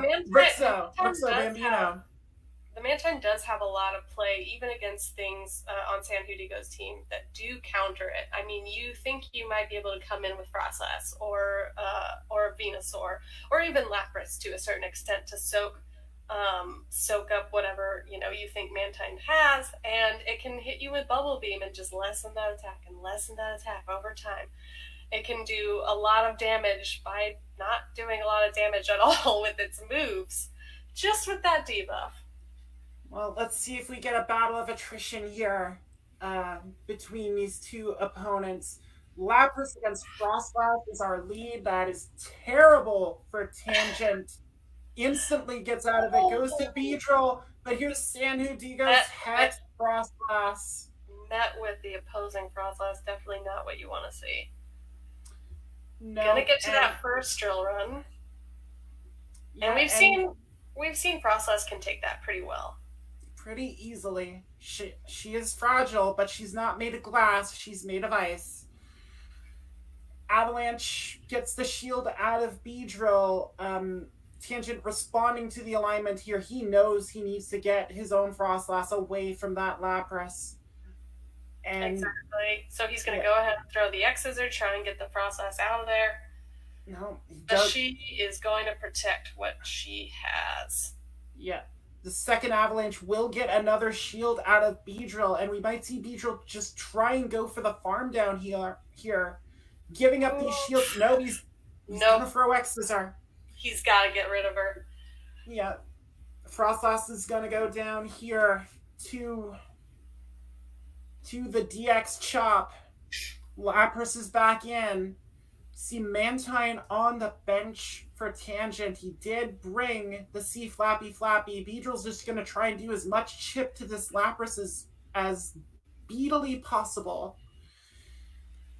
And Lapras is going to dip out his wireless. Here comes Mantine. And it is a Bubble Beam, Ice Beam Mantine.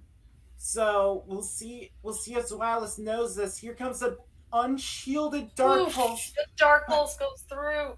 But Mantine's so tanky, it can take a Dark Pulse. Gonna go straight for that Ice Beam. Yeah. Can it win? Zweilous trying to figure out and doesn't shield. Doesn't shield. And can't get to another move in time. Sanjudigo must have thought the Bubble Beam was coming. But Lapras just polishes off Mantine. And now Frostlass going to come in at full health. This Lapras almost has 2 surfs. And a shield. This is looking pretty strong for Shadow Lappy. Yeah, Shadow Lappy in a very good position here. Lapras has all this energy. Frostlass nowhere near a move. And it might just get washed away here. Yeah. Barely survives a second surf, but the ice shard damage is going to be enough. In time. Yeah. And this Beedrill has nowhere to run. Yeah. So Sanjudigo just on a roll, his 3rd win in 4 matches, taking down Tangent, and Tangent tried hard to come back from that alignment. But just couldn't find a way to do it. Yeah, I mean, getting the Ice Beam on the Zweilous was very clutch, but not enough to throw that Lapras out of alignment. Yeah, and just Tangent didn't bring anything in that matchup that either hard resisted or hard punished the Shadow Lapras. He really only has Empoleon for resistance and Poliwrath for dynamic punch. So we'll see if he makes that adjustment here in Game 2 just to deal with the Fairy Pokemon. We see Venusaur in for Sanjudigo against Frostlass, and that's not a matchup you want either. So now Frostlass on Frostlass Prime here. Tangent using the fact that he has a little bit of an energy lead to fire off this Shadow Ball. And Frostlass not going to fall for that. No. Easy shield. In comes Malamar. And Frostlass just building up this energy with these hexes. But Malamar outpaces it the Avalanche. Yeah, it's going to throw this foul play, and Frostlass has to decide if it wants to give up all the shields. Might have to. Nope, gonna take the foul play. Because it had another move. Another Avalanche. Had the second Avalanche on that Hex generation.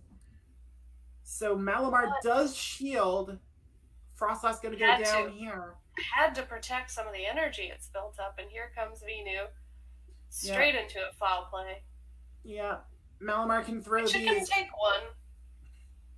Yeah, and Sanjudigo's not going to be too worried about protecting Venusaur, knowing that Frostlass is aligned to it. So we'll see it. Oh, and Lapras catches the foul play. It did. I don't know if that was an attempted snipe by Sanjudigo, but Lapras is going to eat the foul play there. And now Frostlass comes back in. Tangent prioritizing the resistance properties of Beedrill against Venusaur rather than sending that thing out to take Surfs from Lapras. Frostlass is going to take it instead, but this time she will get to a Shadow Ball and be able to threaten this Lapras. I mean, this Lapras, I think, could take one, but it chooses not to. No, had to shield that, knowing something was in the back. Now this bee has shield advantage, which it's going to utilize fully. Yeah. Biggest worry for Beedrill is taking a move from this Shadow Lapras. Venusaur can't really do anything to it. And that's why this bee is going to go ahead and throw its energy, because it knows that fast move pressure is going to be the key to the Veno matchup. Yeah. And just get it out of there. Lapras barely survived that X Scissor. Here comes Venu. Venu's going to throw a resisted move. Sludge Bomb is the lesser of two evils, but it still doesn't do much to Beedrill. Beedrill is just double resisting everything that Venusaur has. And just pumping out those X Scissors, and that is going to be enough for Tangent to take game 2. Nice. Nice recovery from Tangent, really knowing the strength of that Beedrill when given shields. Yeah, and as we saw in that first match, like, if you can win a lead like that and just maintain that advantage, you know, it makes Pokemon Go PvP very simple in some ways. We saw it swing in both directions there. And it may be the key to this final matchup, as we look to see if Tangent can put an end to the losing streak the Canadian battlers have had. We've had so many 2-1s for Spain. Oof. And now we see Shiny Mew come in to torment this Poliwrath. Oh, God, yeah. Not a it lot. can throw Scalds, but this Mew knows the position that it's in, and it's going to farm up quite a bit of energy. Yeah. Exactly. I'm going straight for that wild charge. Wow. Oh. Yeah. Oh, this ball. You can't take that. Oh, and the Mew has to go ahead and get rid of this Poliwrath with a Dragon Claw. Beedrill coming in, and Lapras coming to counter. Yeah, this Shadow Lapras has been doing so much work during this matchup. Beedrill gonna try and fire something off here to get rid of it. It's just trying to get the shield with the X Scissor. Yeah, and at this point it knows that chip damage is really one key thing that Beedrill can do well against this Lapras. And Lapras still choosing not to shield. Yeah, Sanjudigo deciding that Lapras is not the key to victory here, willing to let it just soak up this energy. It's going to threaten Beedrill, and Tangent's going to respond by letting Beedrill go. So, Oof. all Frostlass faith... is going to have to take a Surf now. All faith from Tangent going into this Frostlass. It's gonna get a lot of energy off of Lapras here, but it gets to another Surf. Oh my gosh. Brutal. So now it has one shield left. Yeah, and it's got to deal with Mew. But Sanjudigo has 2 shields to defend it. Yeah, and Mew might be able to just Shadow Claw down here. Now he's going to have to throw some energy. No, he is going to throw the Dragon Claw here. But just Get rid of Frost. Frostlass. Frostlass so weak. It goes. That's game. Tangent. Sanjudigo. Sanjudigo gets the win. Yeah. Another 2-1 for Spain. Wow. Oh. God. I know. I'm sorry for your Canadian heart right now. It's all right. It's all right. Jays fan hasn't even entered the battle yet. We still have a shot. All right. But you are totally right in that. These matchups are so intense, though. My gosh. These 2-1s are taking their toll. I think I might have to step out for a sec. I don't think I can. just give me a sec to reset. We got Fish here. Fish, take over. I'm gonna be right back. I need to recompose myself after watching Frostlass just get wrecked like that. She's gotta go hold some plushies. That was seamless. I like that. Strength. How we did that. Yeah. So you're all good. AJ, she will be back after the next set. In the meantime, Kaz, you and I get to work together for this Sanjudigo versus Tangent Take 2. Oh my gosh! Again. Wait, is that the one you just did? Sorry. Yeah. Okay, sorry. My bad. It's this one here. We do have another... so where I got confused there was Sanjudigo and Tangent did play each other twice because of an emergency sub situation. So yeah, they got to play those battles out repeatedly, but that also means that the camera that I had set up in the last one is no good here. So I've got to see. I love doing all this on the fly. Hey. It works out so well, doesn't it? All right, so we've got Saruka versus Jays fan. You were mentioning that Jays fan is the one that Canada's got to pin all their hopes on. Well, apparently that is the case, and he's bringing some spice with that Gallade, which we saw on another team earlier. We saw what it can do with energy advantage, despite the fact that Confusion is such a slow move. If you let it get ahead of the game, it can really wreak havoc across a lot of this meta. Absolutely. That Leaf Blade is such a handy move. We're in a meta with so many water Pokemon, and there are so few viable grassy users that a lot of people have just loaded up on the water types thinking, it's fine. And then in comes Gallade to go, I've got something to say about that. And as we've pointed out before, ice does not actually resist grass damage either. So if you're facing a Leaf Blade on your Frostlass, it's still not a great situation. That's right. And Confusion damage does so well as well. Like, it's going to delete a Beedrill. It's going to really harm a Poliwrath as well on Saruka's side. So he's got to worry about that. Yeah, but I like the look of his H.U. that he's bringing in here. That's some nice spice, too. And it has some good targets with both Melodic and Empoleon on Jay's fans' team. Yeah, 2 straight waters. Do you know how the Alolan Raichu Shadow Bee matchup works out? Well, I mean, with the thanks to the subtyping of Psychic on the Alolan Raichu, it does resist the Poison Fangs, but it really hates those X-Scissors. Yeah. So I'm not entirely sure that it's a very favorable matchup for Alolan Raichu. Okay, so if you are playing as Saruka here, do you prefer to see that maybe in the lead or in a more closing situation? Closing, right? For the H.U., it's probably... I mean, the recommended moveset for this meta was Thunder Punch and Wild Charge, so if you put it in a closing situation, that Wild Charge can hit almost everything on Jay's fans' team really hard. Alright, let's check it out. Battle number 1. Yeah. Saruka versus J-Fan, take it away. Oh, and there it is in full lead. We're gonna find out. Oh my gosh. Yeah. Oh my gosh. So, yeah. The poison jabs get Beedrill 2 that X-Scissor very quickly, and Raichu is going to have to shield if it wants to maintain any energy advantage. So now we get to see whether it's going to go straight for that nuke or try and play around a bit. It probably doesn't need to go for the nuke. You can see how much that Thunder Punch does, and then just one Volt Switch just takes it down. And now that Raichu should have a Wild Charge ready for whatever comes in next. Now, if we see the Zweilous come in, which we probably should, then the Raichu won't throw energy. It'll switch straight out. Out comes the Frostlass, and in response, we've got another Frostlass mirror match. I don't like this. both Make it stop. both of make it stop immediately.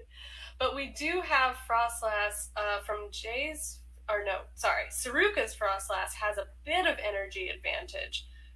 So maybe if it plays its shields right, can use that. We see the Shadow Ball shielded, which is... It's going to give up both shields. Yeah. And so now Saruka is shieldless. shieldless. Jay's fan will now be able to get to that Shadow Ball to KO the Frostlass quite easily. Yep. And exactly. That switch clock is still up. He's going to try and get some energy. He's going to try and get some energy while he still can. Great call. Mm-hmm. Because we all know what Frostlass can do with energy as well. Both players are shieldless. So many times. But here comes that wild charge. I'd be surprised if it's... Yep. Oh my gosh. So now that extra energy the Frostlass built up is useless, and now out comes Poliwrath. Saruka is going to finish this battle off in style by dynamic punching Xylus in one of its faces. Oof. Might take a second punch as well. So like a dynamic punch, I don't know if it one hit KOs from here, it'll take it very, very low. Oh, look at that, the recording just finished. They were like, nope, we're done. Yeah, no, it definitely does. The dark typing on Xylus makes it very, very weak to that dynamic punch, and just one is gonna hit real hard. Mm-hmm. Yeah, so you could see Jay's fan was like, I think we're done with this recording, and turned it off early. And quick thank you to Lyle for the raid. Yeah, right? Like, the people don't need to see this. They get the idea. You know what happens. So, okay. So we saw the Raichu against the Beedrill to start off the match. And because the Beedrill thought that it could tank a Thunder Punch, that kind of didn't end well for it. Because, you know, one extra Volt Switch got it to another Wild Charge. Yeah, the Shadow Beedrill is made of even thinner paper than the regular Beedrill. And even one Thunder Punch is gonna take it out. But interesting to know now the exact moveset of that Raichu, because, I mean, Raichu is another one that can have sneaky grass damage. Yes. So now that he knows that it's running a full electric moveset, I wonder if we'll see the Xylus come back in to try and counter even more. So the Xylus is going to be wanting to take on the Raichu and do as much work as it can against the Frostlass as well. So Xylus is probably pretty heavy. Jay's going to be heavily dependent on it. The key there will be to make sure that it can put in some work against Raichu, because if it goes in against the Frostlass, yes, it can get the win, but it's also going to take heavy losses in the meantime. Exactly. Yeah, let's see how they decide to play it out. Oh, that's a good start for Jay's fan. The confusion user, yeah. And so now we get the Frostlass, which Gallade can win this in the one shield. So Jay's fan currently staying in, might be trying to get a shield before dipping out, or maybe... I would imagine so. Yeah, so... Yep. So we see one... Oh, nope. He's going to try and just get some confusion wreckage. Because as you can see, Frostlass doesn't actually resist that damage, so confusion is chunking away quite a bit. It does so much work. Avalanche is resisted, but still, Gallade is glassy, has to shield that one. So in comes the second Leaf Blade, and Saruka not willing to spend that second shield, so as foretold, both players are down one shield, and Gallade is still up and running with plenty of HP. We do know we got the Poliwrath in the back, and we've seen the Raichu. That is Xylus in the back, so that is probably game already. I'm gonna call it now for Jay's fan, because now they've got switch advantage. It's really... Oh my god, see, look at how much Leaf Blade does. Yeah. To that poor mouse. And the mouse is trying to throw some energy now because it doesn't want the Gallade to put it out. But a confusion did go through. Nope. He's not going to shield. He's just going to let it go. Xylus is going to come in and wreck.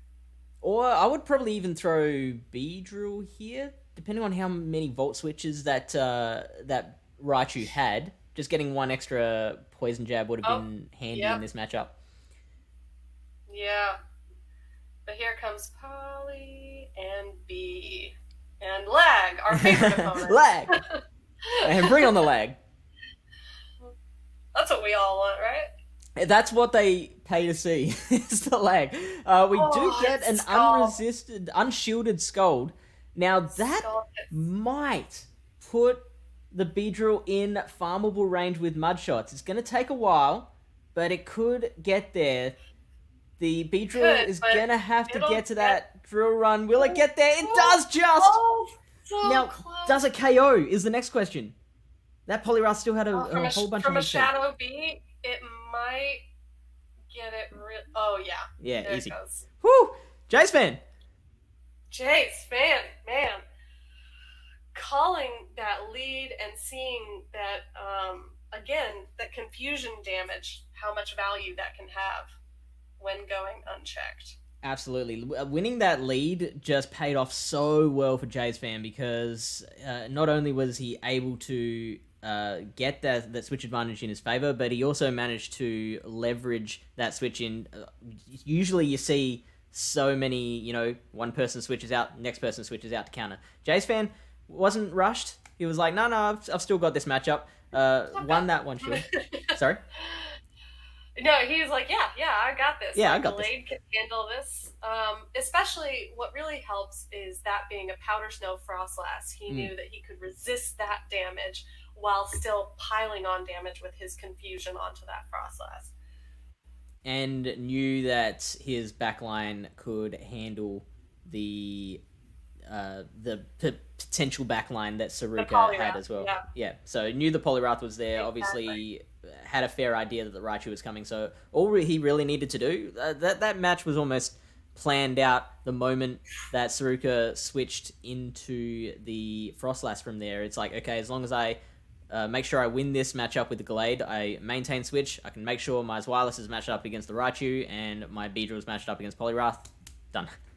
Exactly. So let's see how Saruka comes back in. Zweilous versus Poliwrath. This is not as good for Jay. Not as good. Right off the bat. So, not getting out immediately, not panicking, throwing the body slam first to get a bit of chip in, is gonna have to switch out at some point. He knows he's not gonna win this matchup unless he can't. Unless he just hard farms down. But I think Poliwrath has enough now for 2 dynamic punches. If it doesn't get the second one off, then that is huge for Jay's fan. Wow, look at that.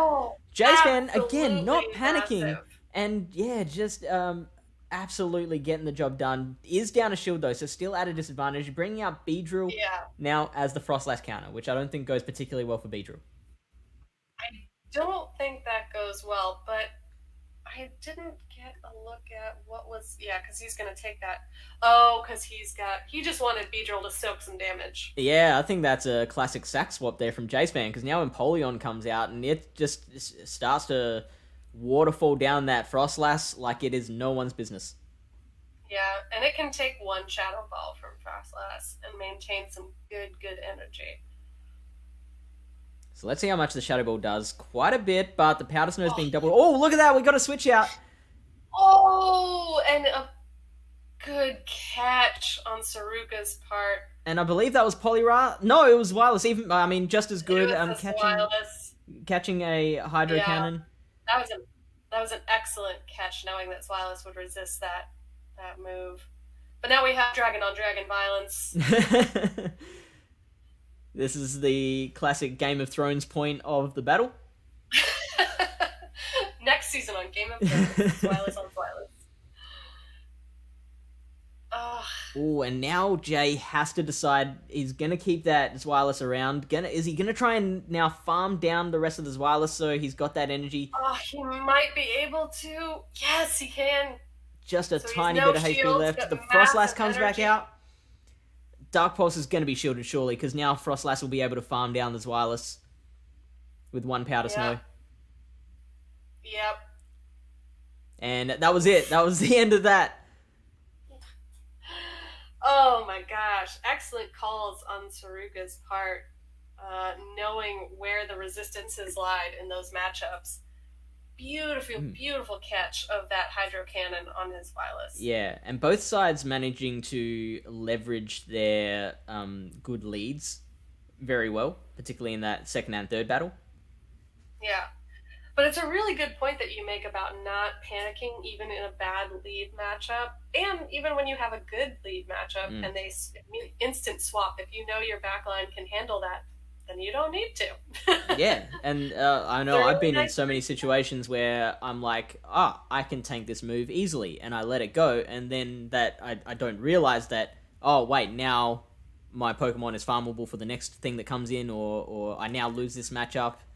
And that's Jay knew definitely that. that's definitely a mistake I make a lot too. It's like, oh, now I've given them farm. Great, awesome, love this.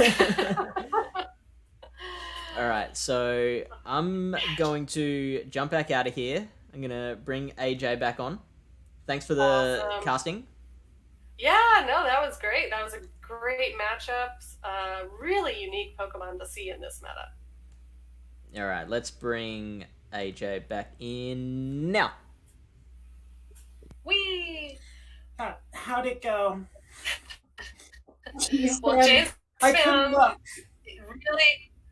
really did his best. He had some another 2-1 absolutely for Spain? beautiful. Yeah. He had some Okay, so it's not absolutely just beautiful- me. It's not just me. I'm not the jinx. That's good. It's good to know. Not just you.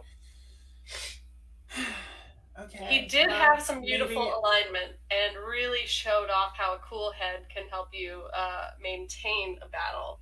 But ultimately, yes, Spain did take away a couple matches again. All right. Well, 22-11, I guess. It's first to 25 in Gymbreakers. So it's Trainer Red if he sweeps Jay's fan, which I am betting all my cryptocurrency and NFT and all that garbage, which it's 0. I'm betting 0 because it's a scam. But I'm betting in my heart. pushing not in my all gut. that in, all my Poké Dollars on Jay's fan not being swept by its Trainer Red. Very meta team Red's bringing here. We'll see what moveset that Mew has. The Spanish side has been favoring Dragon Claw on it. But Jay's fan, he's going to have a lot of play against this team. So Yeah, his melodic is looking really strong, to come into some of these more neutral matchups and to help keep Zweilous in check. We'll have to see who gets the benefit of lead advantage here. We see Poliwrath from Red against Beedrill for Jay's fan. That's not a great matchup. But this B is Shadow, and it's going to poke away at the Frog. That's a kind of quick throw. It is Scald. Yeah, and it Shadow does B hurt. knows it. Shadow B knows it can take exactly one of those. Yeah, but it got the attack drop as well, and that's going to mean Poliwrath doesn't have to shield any of this. Nope. Takes this the second Grow Run. Did he save that B with a move though? Wow. I think he did. And Melodic sniped out the Poliwrath. So very, very well played by Jay's fan there. Interesting bringing Frostlass into this matchup. These Surfs are really not going to go over well for her. Yeah, but this could be a tell from Red that it's Zweilous in the back, and Jay's fan might know that. And that would make any save move on Beedrill very valuable. Frostlass gonna fire here. Melodic will shield this, and I think Jay's fan knows. It's a big bait there. No, it's Mew in the back. Mew also doesn't like Dragon Tails.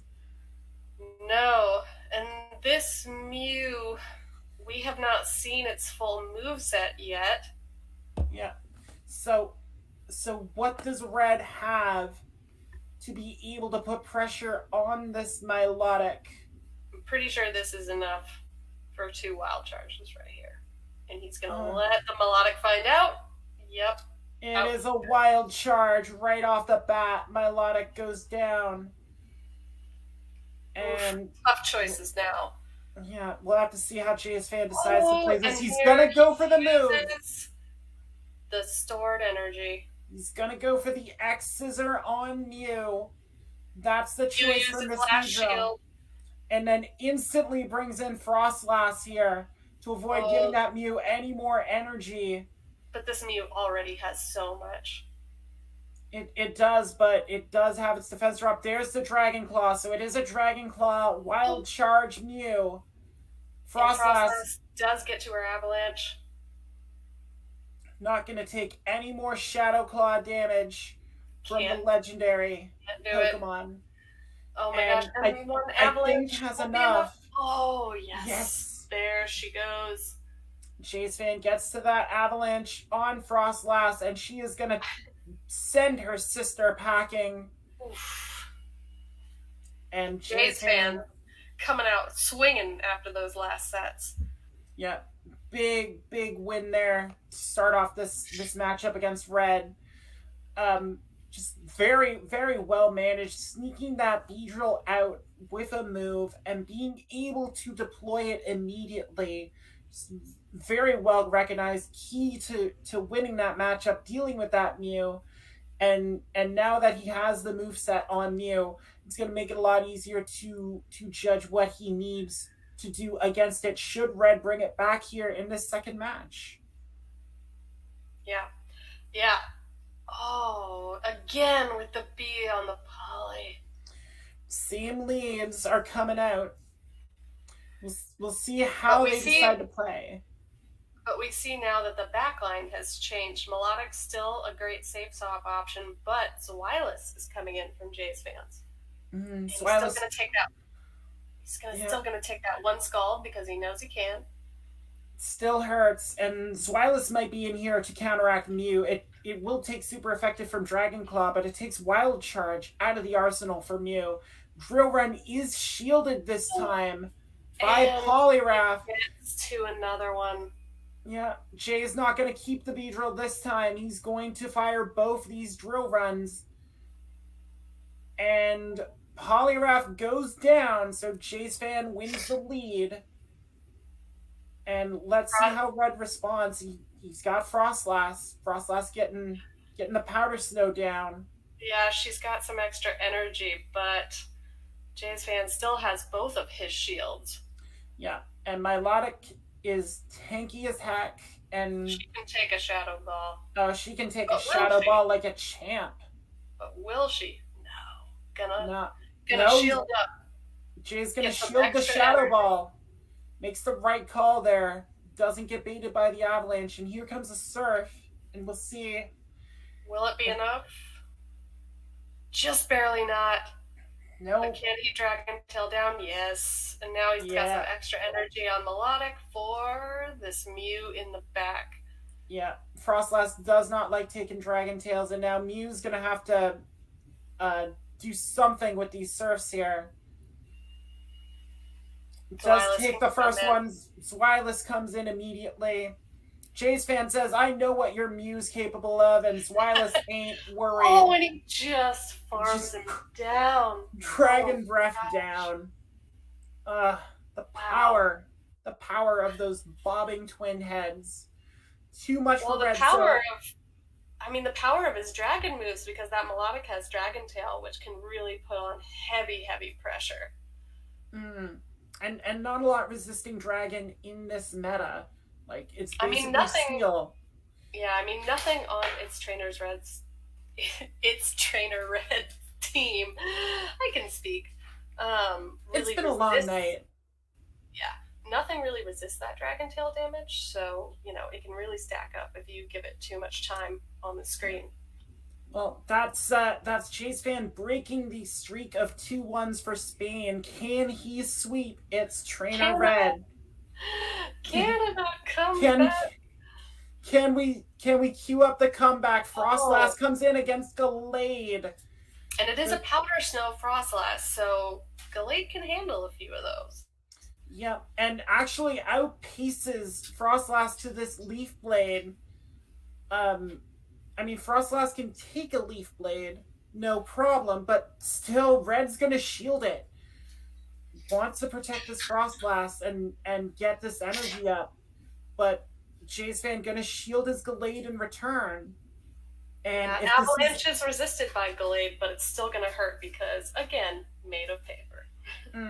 Well, and Avalanche is a neutral move to Gallade, so Red doesn't have to go for Shadow Balls if he doesn't want to. Nope. But you can just keep going straight Avalanche. Yeah, but if this is a shields battle right off the bat, yeah, he's gonna save that one shield for later. Yeah, so which is smart. If you're in that position, yeah, I would too. You can't rely on the confusion damage being enough from that range. So Zweilous comes in. Red's gonna switch to Beedrill, and it is a Shadow.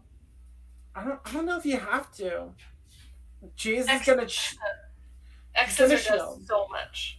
True, but I mean, you have to wonder about the back mon, and if it's Mew, then he does want to keep Zweilous for it. Yeah, and if he can shield and then gain more energy on this Zweilous for whatever's in the back, I mean, that puts him in a pretty good position. Be it Frostlass or Mew. Exactly. But not Poliwrath. Nope. Poliwrath is neither of those things. Poliwrath is definitely what you do not want to see if you've chosen this route. So he's going to throw here, and then he's got to swap, right? The switch timer is up. He could be trying to catch a dynamic punch on this Beedrill, but he's not going to do it there. Oh, he just wanted to farm up as much as possible so that Beedrill could come in and do some severe poison damage. Yeah, and it might be able to take out Poliwrath before it gets to another move, but it doesn't. Poliwrath gets to the skull. It can take one. It can take one. Frostlass is back in. Has to throw the energy. Chase has the X Scissor. This Ready? Might be it if it takes Frostlass out. And down it goes on one poison jab. Man, that is it. Big. You were right, Jay's Fan not messing around. big sweep from Jay's Fan to try and put Canada back into this matchup. Takes the 3-0 against its trainer Red. It's something, but it's something, and it's gonna take a lot more for Canada to come back. I was about to say, in the words of recently freed songstress JoJo, is it too little too late for Canada?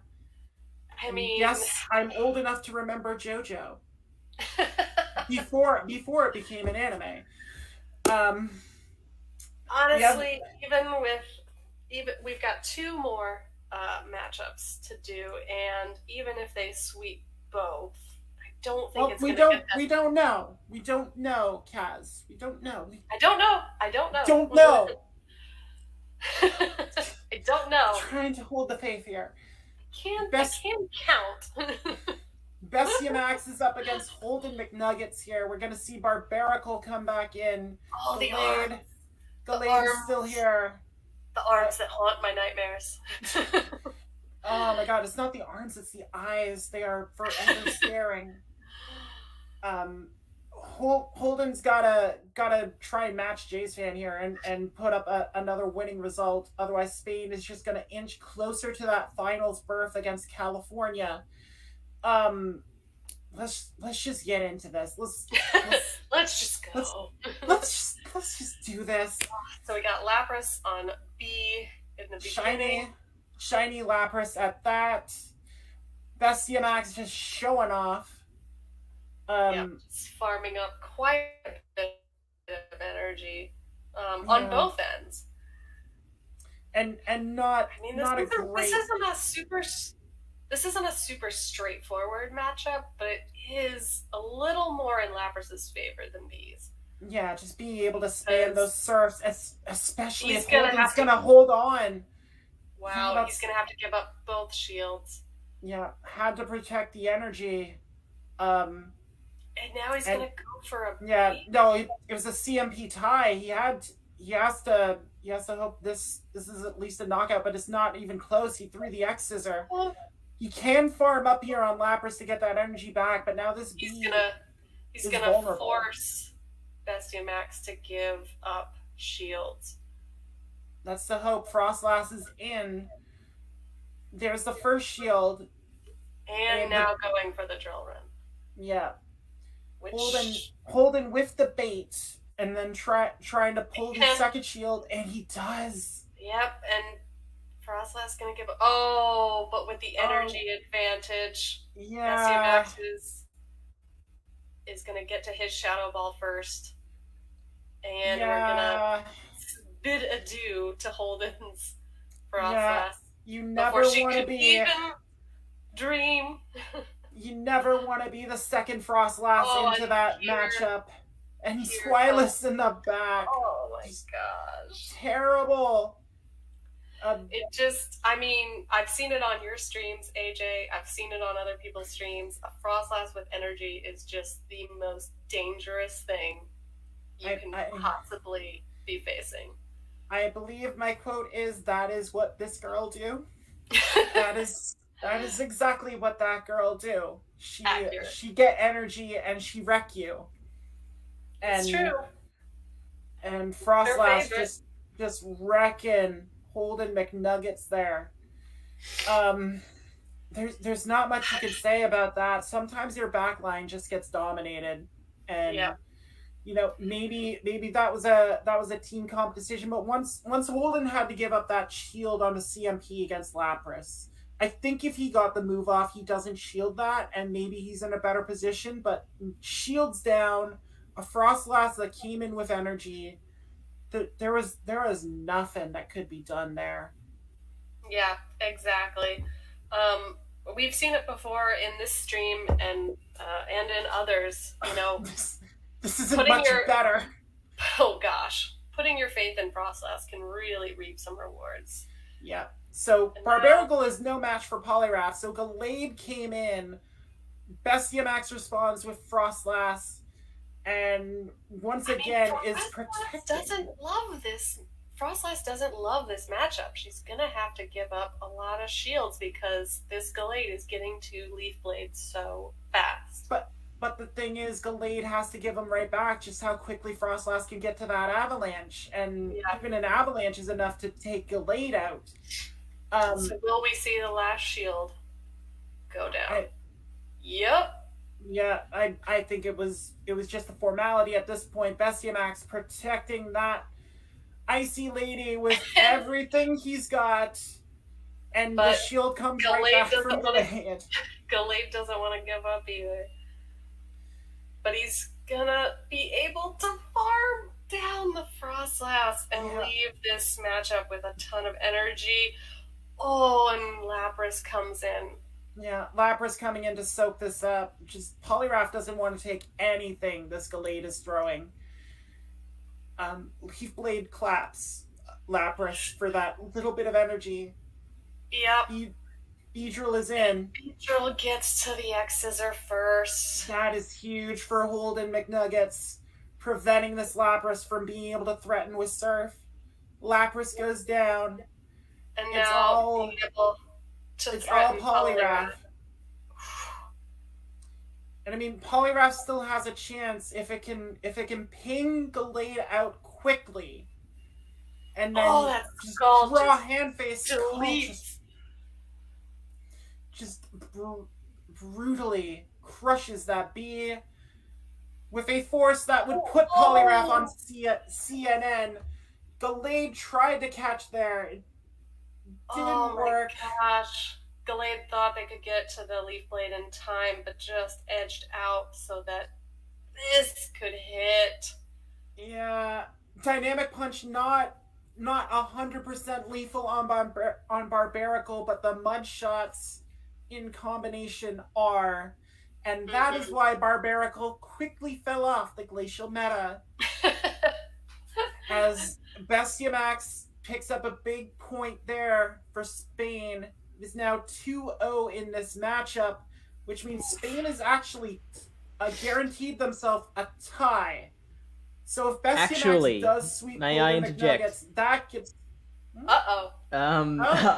So the information I have here is that second battle between Holden and Bestiamax, there was a bit of desync on Holden's side, and the referees team decided that the desync was sufficient to award Holden the insta-win. Now, because of the way the stream's set up, I can understand if that didn't come through on stream. Some people might have noticed, some people might not have, but yeah. there was desync there. So yeah, that's it's actually 1-1 for this matchup. Oh wow, 1-1. So that means we do get a tie-breaking. That means we do get a tiebreaker match. So how will, knowing how that desync, can be brought about, I'm wondering how Holden McNuggets will adjust. Yeah, well, again, that's a huge reprieve for Canada, not putting themselves into that tie situation. As I said, if you get to 24 in Gymbreakers, it becomes a tie. You guarantee yourself a tie, and keeping us at 23-15. I mean, now Canada only has to rattle 8 straight wins off instead of 9. So, there's a shot. Let's see. Let's see if Holden can keep that streak going. He has Glade against This is not Mew. what he wanted to see. Oh my gosh. Just Bestiamax coming up with these lead wins. Wait. I'm sorry. Is this Mew on Flame Charge and Stone Edge? I have to look. It's gonna shield that X Scissor. It might be Rock Slide. I've seen Mew with Rock Slide. Oh yeah, that's a Rock Slide, Mew. And Beedrill does shield it. Wow. You have to throw, because a lot of people are gonna assume Mew's on Flame Charge. Yeah. So Holden does shield. Here's the drill run on Lapras. And a Surf. Man, that drill run from Shadow Beedrill hits. Yeah. Lapras can take so many things. Right back. But, well, we'll see how Holden responds here. That was a big shield protecting the Beedrill, but now it's gone. Galade's gonna come back in to confusion down this Lapras. And gaining quite a bit of energy. Yeah, no shield here on the Surf. It makes sense. Yeah, and it makes sense if you know that Galade's not going to have a good time with Mew. You want to save that shield in the back. He's got Swilus. But he's got so much energy on that Galade. Yeah, and he's going to fire it off here. Here's the Leaf Blade. Yeah, and Mew does not want to see these Leaf Blades. It does chunk, but he's getting out immediately to bring Swilus in. Here comes Beedrill. And this is what Beedrill's meant to do, is just punish dark types with these rapid fire X Scissors. Just the Dragon Breath from Swilus is no joke either, and it's building up quite a lot of energy with that as well. Yeah, both shields are going to come down here on the charge moves. But yeah, even with the neutral damage here, just Beedrill has too much of a lead. It's going to get to this X Scissor. And I'm pretty sure this is enough to take out Swilus. It is. Barely not, but Beedrill gets one extra poison jab in. Yeah, and Galade's confusion. Lead by Galade. Takes it out. Did it get to the Leaf Blade? It did get to the Leaf Blade. Oh my gosh. Huge farm down by this Galade. Mew goes down to the Leaf Blade. Holden, a big 2-1 there to keep the Canadian dreams alive. It's now really 23-16. Really putting his faith in Galade and that confusion damage, and really being rewarded for that. Yeah, and being able to spam those Leaf Blades off, as has been one of the defining themes in Glacial. If you can find reliable grass damage, you're gonna have some fun. Yeah, exactly. And even though confusion charges slowly, if you can get that farm, it is absolutely deadly. Exactly. So big 2 points there for Canada. As I said, it's now 23-16. We'll see Juanilo 95 come back in. He'll take on the GOAT. And again, same situation for Canada. They just got to try and pull as many points as they can. If Juanilo gets a 2-1 for Spain, it's all over.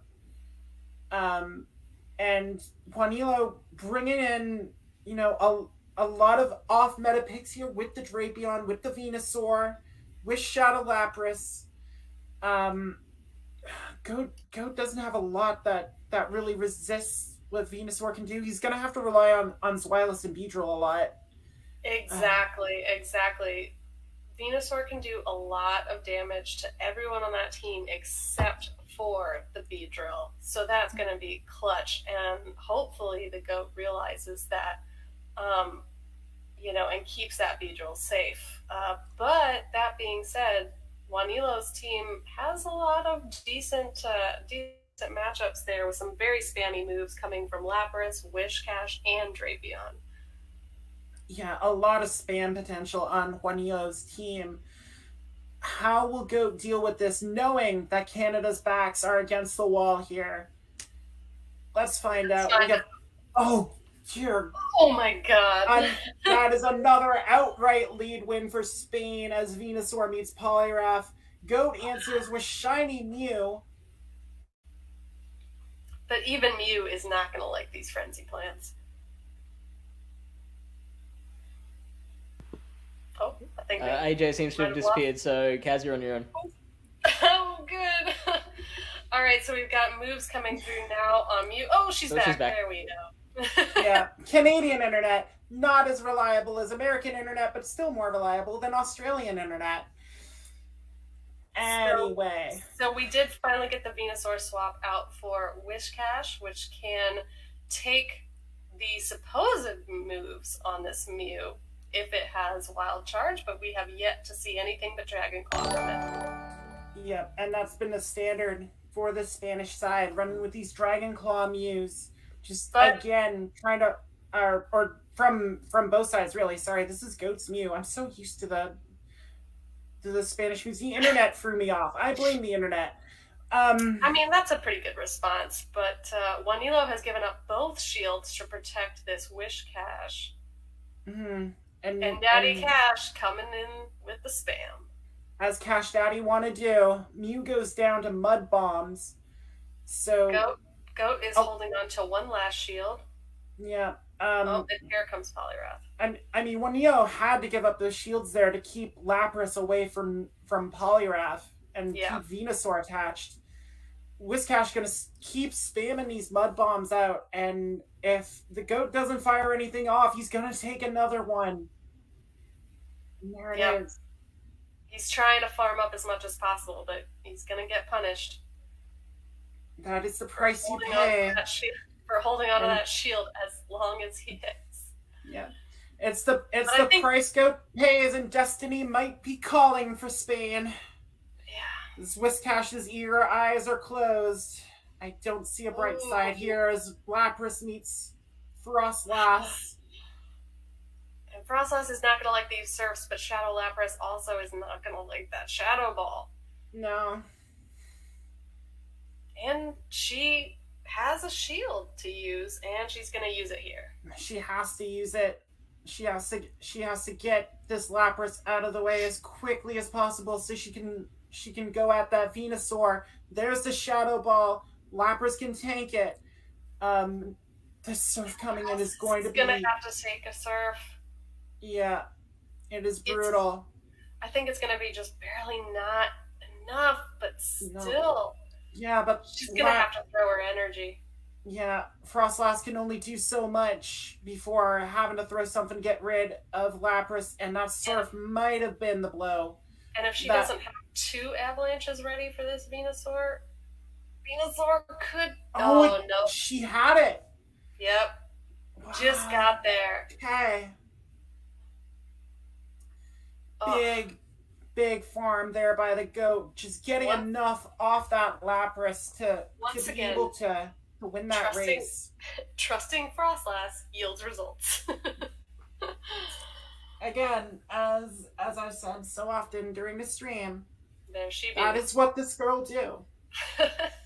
She take your energy and she wreck you. It's true. I think Your so much Frostlass is now use bringing out of her. good juju to all of the Canadian Frostlasses. Let's hope. Let's hope. Anyway, big win for Goat there. Exactly. We did see Venusaur come out as we thought that it would. So how will Juanilo try and counter? Will it keep that Venusaur in and trust that the frog can save it? Or I think we're gonna see Drapion.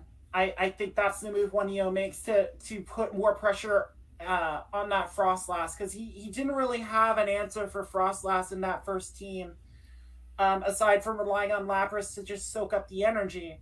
yeah. So let's see how Juanilo responds here in game 2, trying to keep the advantage for Spain. Frostlass on Zweilous is a good start. But as we've seen before, this isn't a cut and dry matchup. No, and this is Hex Frostlass as well, as we saw earlier. So it is not doing nearly enough to that Zweilous. No, it's got to rely on these avalanches if it wants to take out Zweilous, and I think the Goat knows it. Here comes Daddy Cash to try and deal with the double dragon in one Pokemon. But again, this is just not a good position for Juanilo.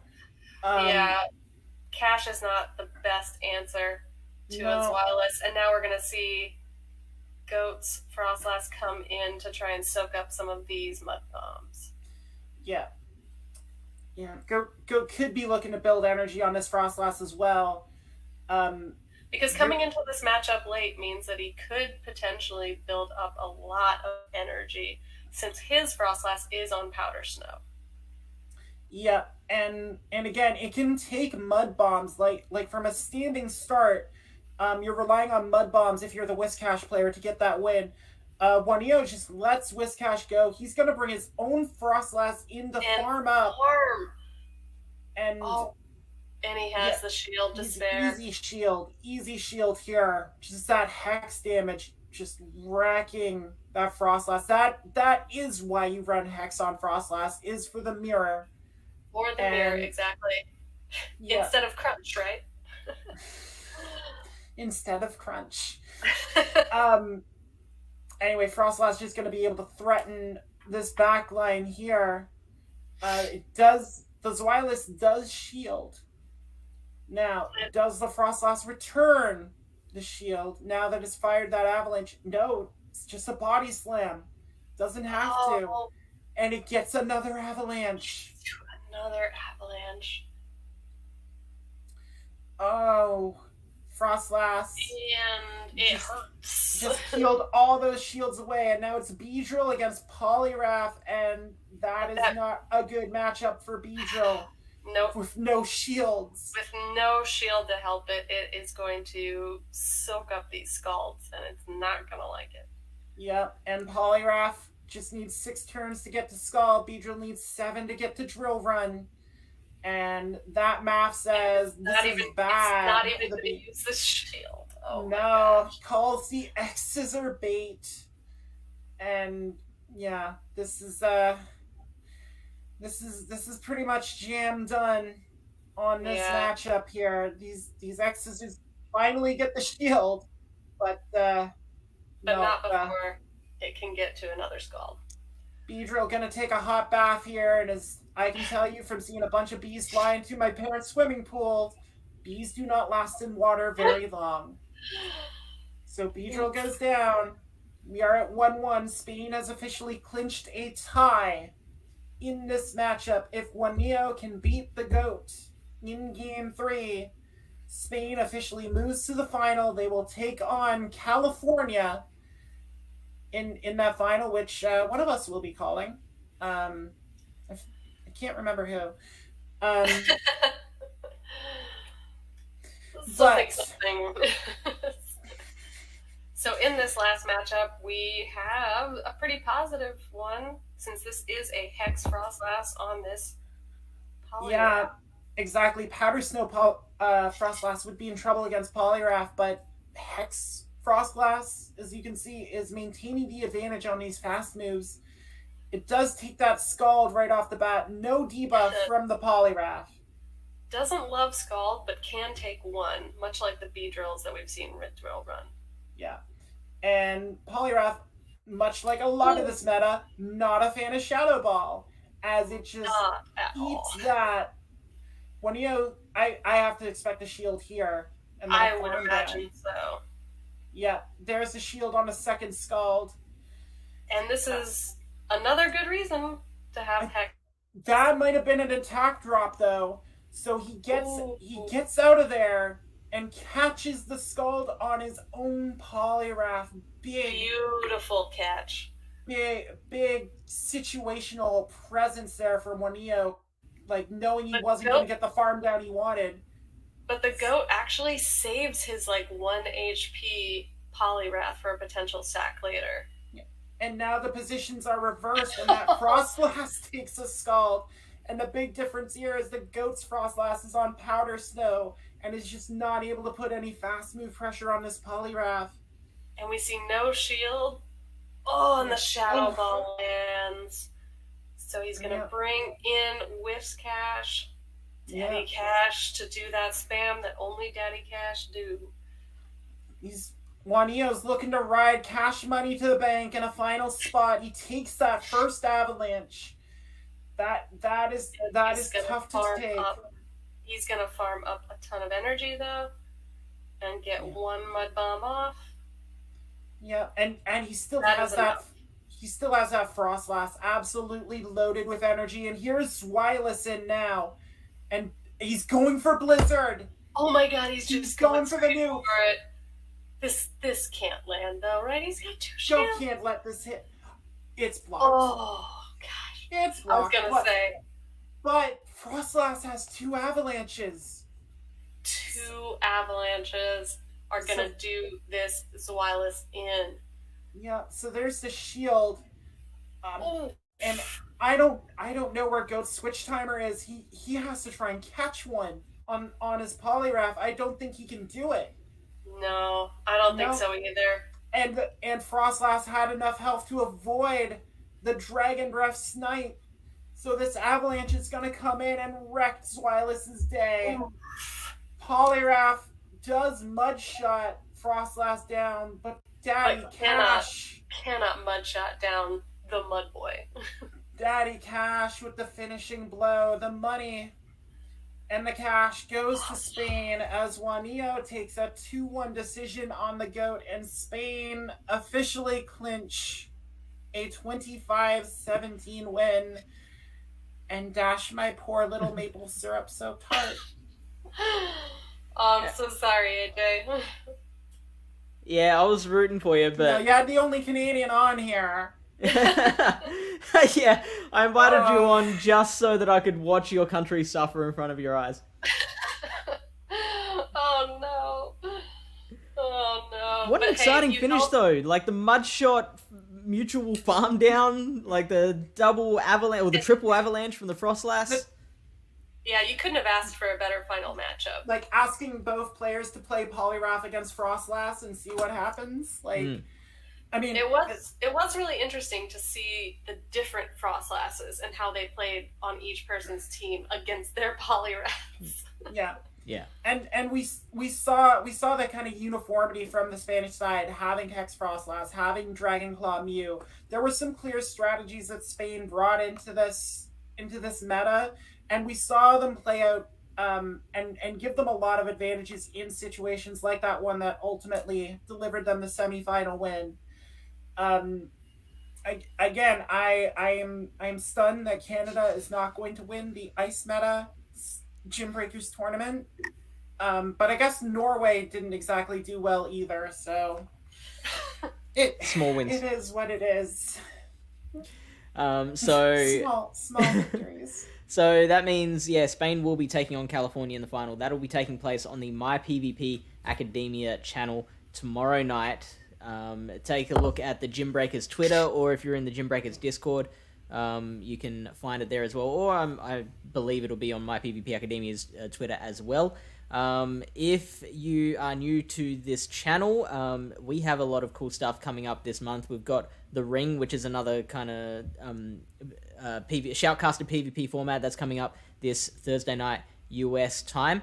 That's where two challengers enter. One person wins, stays on, takes on a new challenger, and we try and see kind of how long they can keep up their streak for. We've got a new streamer joining us. Mama Climbs is joining us mid-month.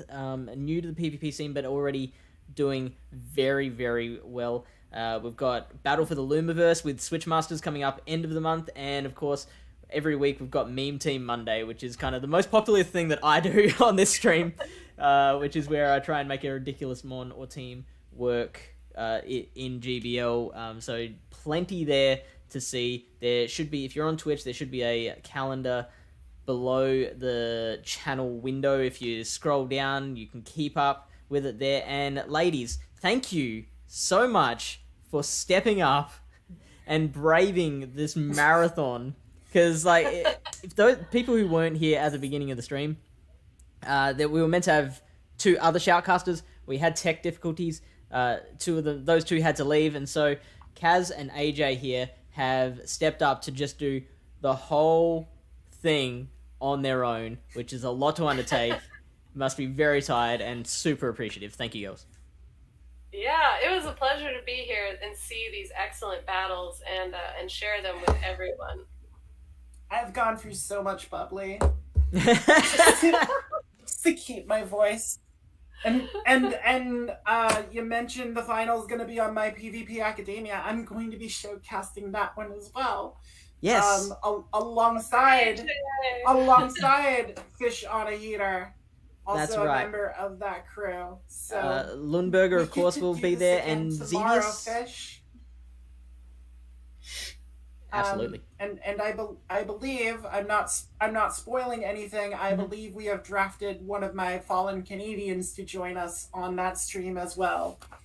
Ooh, I will keep, I don't know I who will it keep is. the surprise in case Lund wants to reveal that. But I'm looking forward to it. This was long, but I wouldn't do it if it wasn't fun. And you know, all credit to Fish on a Heater for surviving a blackout and a dead laptop. Yes. And so many things to get this out. So, I couldn't have done it without the support of both of you, so thank you very much. Let's see if we can find someone on Twitch to raid. Give us a second. How have your, while I'm finding it, how have both of your GVL sets been going? Well, listen, I managed to get like all 3 wins, 2 lost sets today. So that's a miracle in Master League Classic. I have given up on Master League to the point where, as I believe I mentioned earlier, I'm running something I call Blowhole, which is a charm hole with a Kyogre lead, but I don't have my Master League Sylveon ready, so I've been using a single moved Gardevoir that I made on my friend DeFi's stream when I duoed with her on Sunday night. And it's been doing well, and I'm sad that it's doing well because I don't want to endorse Charmhole in any form. But hey, but also listen, how many times has Shadow Ball landed? On Lugia, a lot. People are not shielding Lugia against Gardevoir. So. Oh, I see DeFi in the chat blowing up the blowhole. Blowhole supremacy. I'll do it right now. I got a Yveltal lead, so